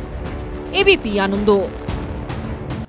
অমিয় চক্রবর্তী লিখেছিলেন, মেলাবেন তিনি ঝোড়ো হাওয়ার পোড়ো বাড়িটার ওই ভাঙা দরজাটা মেলাবেন। তবে এবার মেলালো এসআইআর। এই এসআইআরের জন্যই দীর্ঘ 26 বছর আগে হারিয়ে যাওয়া ছেলেকে খুঁজে পেলেন এক বয়স্ক দম্পতি। 1999 সালে ছেলে হারিয়ে গেছিল। সেই হারানো ছেলেকে ফিরে পেয়ে হাবড়ার বাসিন্দা প্রশান্ত দত্ত আর শান্তনা দত্তের আজ বাঁধ ভাঙা আনন্দ। নেতারা এসআইআর নিয়ে ঝগড়া করছেন করুন, কিন্তু পাশাপাশি এক বয়স্ক দম্পতির এই পরম প্রাপ্তি, এটাও ধরা থাক ক্যামেরায়। দেখুন। এসআইআর আতঙ্কে মৃত্যু এবং আত্মহত্যার একাধিক অভিযোগ সামনে এসেছে। স্বজন হারিয়েছে অনেকগুলো পরিবার, কিন্তু সেই এসআইআরই এবার মিলিয়ে দিল একটা পরিবারকে। এসআইআরের জন্যই এবার 26 বছর আগে হারানো সন্তানকে ফিরে পেলেন এই দম্পতি। সন্তানকে দেখতে পাওয়ার আশা প্রায় ছেড়ে দিতে বসা মা বাবা এখন আনন্দে আত্মহারা হয়ে বলছেন, ভাগ্যিস এসআইআর হলো। এসআইআরটা আমাদের জীবনে একটা চরম পাওনা, লটারি পাওয়ার মতো অবস্থা। খুবই ভালো হয়েছে, একমাত্র ছেলে যা খুঁজে পেলাম। উত্তর 24 পরগনার হাবড়ার বাসিন্দা প্রশান্ত দত্ত এবং তার স্ত্রী শান্তনা দত্তর একমাত্র ছেলে তরুণ দত্ত 26 বছর আগে 1999 সালে বাড়ি ছেড়ে চলে যান। পরিবারের দাবি, অনেক খোঁজ করেও তার সন্ধান মেলেনি। তবু ছেলে তো। এসআইআর শুরুর পর নিজেদের সঙ্গে ছেলের ফর্মটাও পূরণ করে জমা দেন তরুণ দত্ত। এরপরই অবাক করা ঘটনা, ভোটার কার্ড ম্যাপিং করতে গিয়ে ২৬ বছর আগে বাড়ি ছাড়া তরুণ দত্তর সন্ধান পান হাবড়া 259 নম্বর পার্টের বিএলও তপন ধর। ভদ্রলোক আমাকে ফর্ম দিয়েছিলেন, প্রশ্ন দত্ত ওনার বাবা আর ছেলে তরুণ দত্ত। ফর্ম জমা দেওয়ার পরে আমি ওটাকে ডিজিটাইজ করছিলাম, তখন দেখি কোনো একজন বিএলও ওটাকে অলরেডি ডিজিটাইজ করে দিয়েছেন, ম্যাপিং করে দিয়েছেন। আমি বললাম যে দেখুন উনি দীর্ঘ 26 বছর ধরে এখানে নিখোঁজ আছেন, হয়তো সেই ব্যক্তি কি সেটা আমি জানতে চাইছি। তখন উনি বলেন ঠিক আছে আমি ফটো পাঠাচ্ছি। উনি আমাকে ফটো পাঠালেন ইলেক্টরের, আমি দেখলাম হ্যাঁ সেই ব্যক্তি। বাবাও চিনতে পারলো, তারাও খুব উচ্ছ্বসিত। এসআইআরে কি হবে তা নিয়ে অনেকে রীতিমতো টেনশনে, কিন্তু এমনটাও যে ঘটতে পারে তার স্বপ্নেও ভাবেননি এই বৃদ্ধ দম্পতি। আমরা ভেবেছিলাম নানান রকম, হয়তো সে বেঁচে নেই, নানান রকম ভাবনা আমাদের মনে আসতো। ওর যে আই কার্ড সেটা কিন্তু আমরা নষ্ট করেছিলাম না, জমাও দিয়েছিলালাম না। একদিকে আনন্দ আর একদিকে দুঃখ, তখন আর চোখের জল মানাতে পারিনি। তারপরে যোগাযোগ হয়, আমি কেঁদে কেঁদে বলেছিলাম যে বাবা বাড়িতে ফিরে আয়। এসআইআরের জন্য এবার 2002-এ আমার ওখানে নাম ছিল। এখানে নাম তুলতে গেলে ওখানকার আবার 2-এর লিস্টে নাম দিতে হবে, আর ওখানকার যেটা আছে সেটা আবার বাবা তুলতে গেছিল। তখন বিএলও বলে যে এটাই হবে নি, আপনার এটাই হয়ে গেছে। এইবার বাবা তাকে ধরাধরি করে বিএলও আবার আমাদের এখানকার বিএলওর সঙ্গে যোগাযোগ করে বিএলও বাবা সাহেব ঠিকানা দিয়ে দেয়। 4-5 দিন পরে আর কি যাবো, বাবার সঙ্গে কথা হয়েছে যাব। এর কৃতিত্ব নিয়েও অবশ্য শুরু হয়ে গেছে রাজনীতি। যে রাজ্য সরকার সাধারণত মায়েদের কোল খালি করে, আজকে এসআইআরের জন্য একটা মায়ের কোল কিন্তু ভরে গেল। তো সেই ক্ষেত্রে এটা খুব ভালো জিনিস। আর তৃণমূলীরা তো এসআইআরের বিরোধিতা করেছে, কারণ আমরা এসআইআরের পক্ষে ছিলাম। আজকে নরেন্দ্র মোদী আর শুভেন্দু অধিকারীর জন্য আজকে কিন্তু এই মায়ের কোলটা ভরে গেল। এই ধরনের কাকতালীয় ঘটনা প্রচুর হচ্ছে, এটা তো ভালো। বিজেপি যেটা ক্রেডিট নেওয়ার চেষ্টা করছে, ওরা মূর্খের মতো কথা বলছে। বাবা মায়ের সঙ্গে কথা হয়েছে সন্তানের। দিন কয়েক পর পশ্চিম মেদিনীপুরের পিংলা থেকে হাবড়ায় ফিরবেন ছেলে। আপাতত সেই প্রতীক্ষায় পথ চেয়ে পরিবার। সমীরণ পাল ও বিশ্বজিৎ দাসের report, ABP Ananda.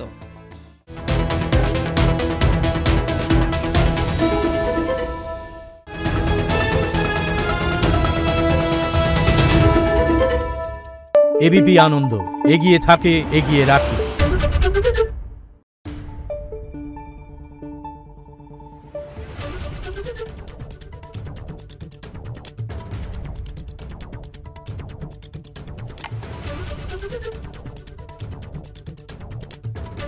Thank you.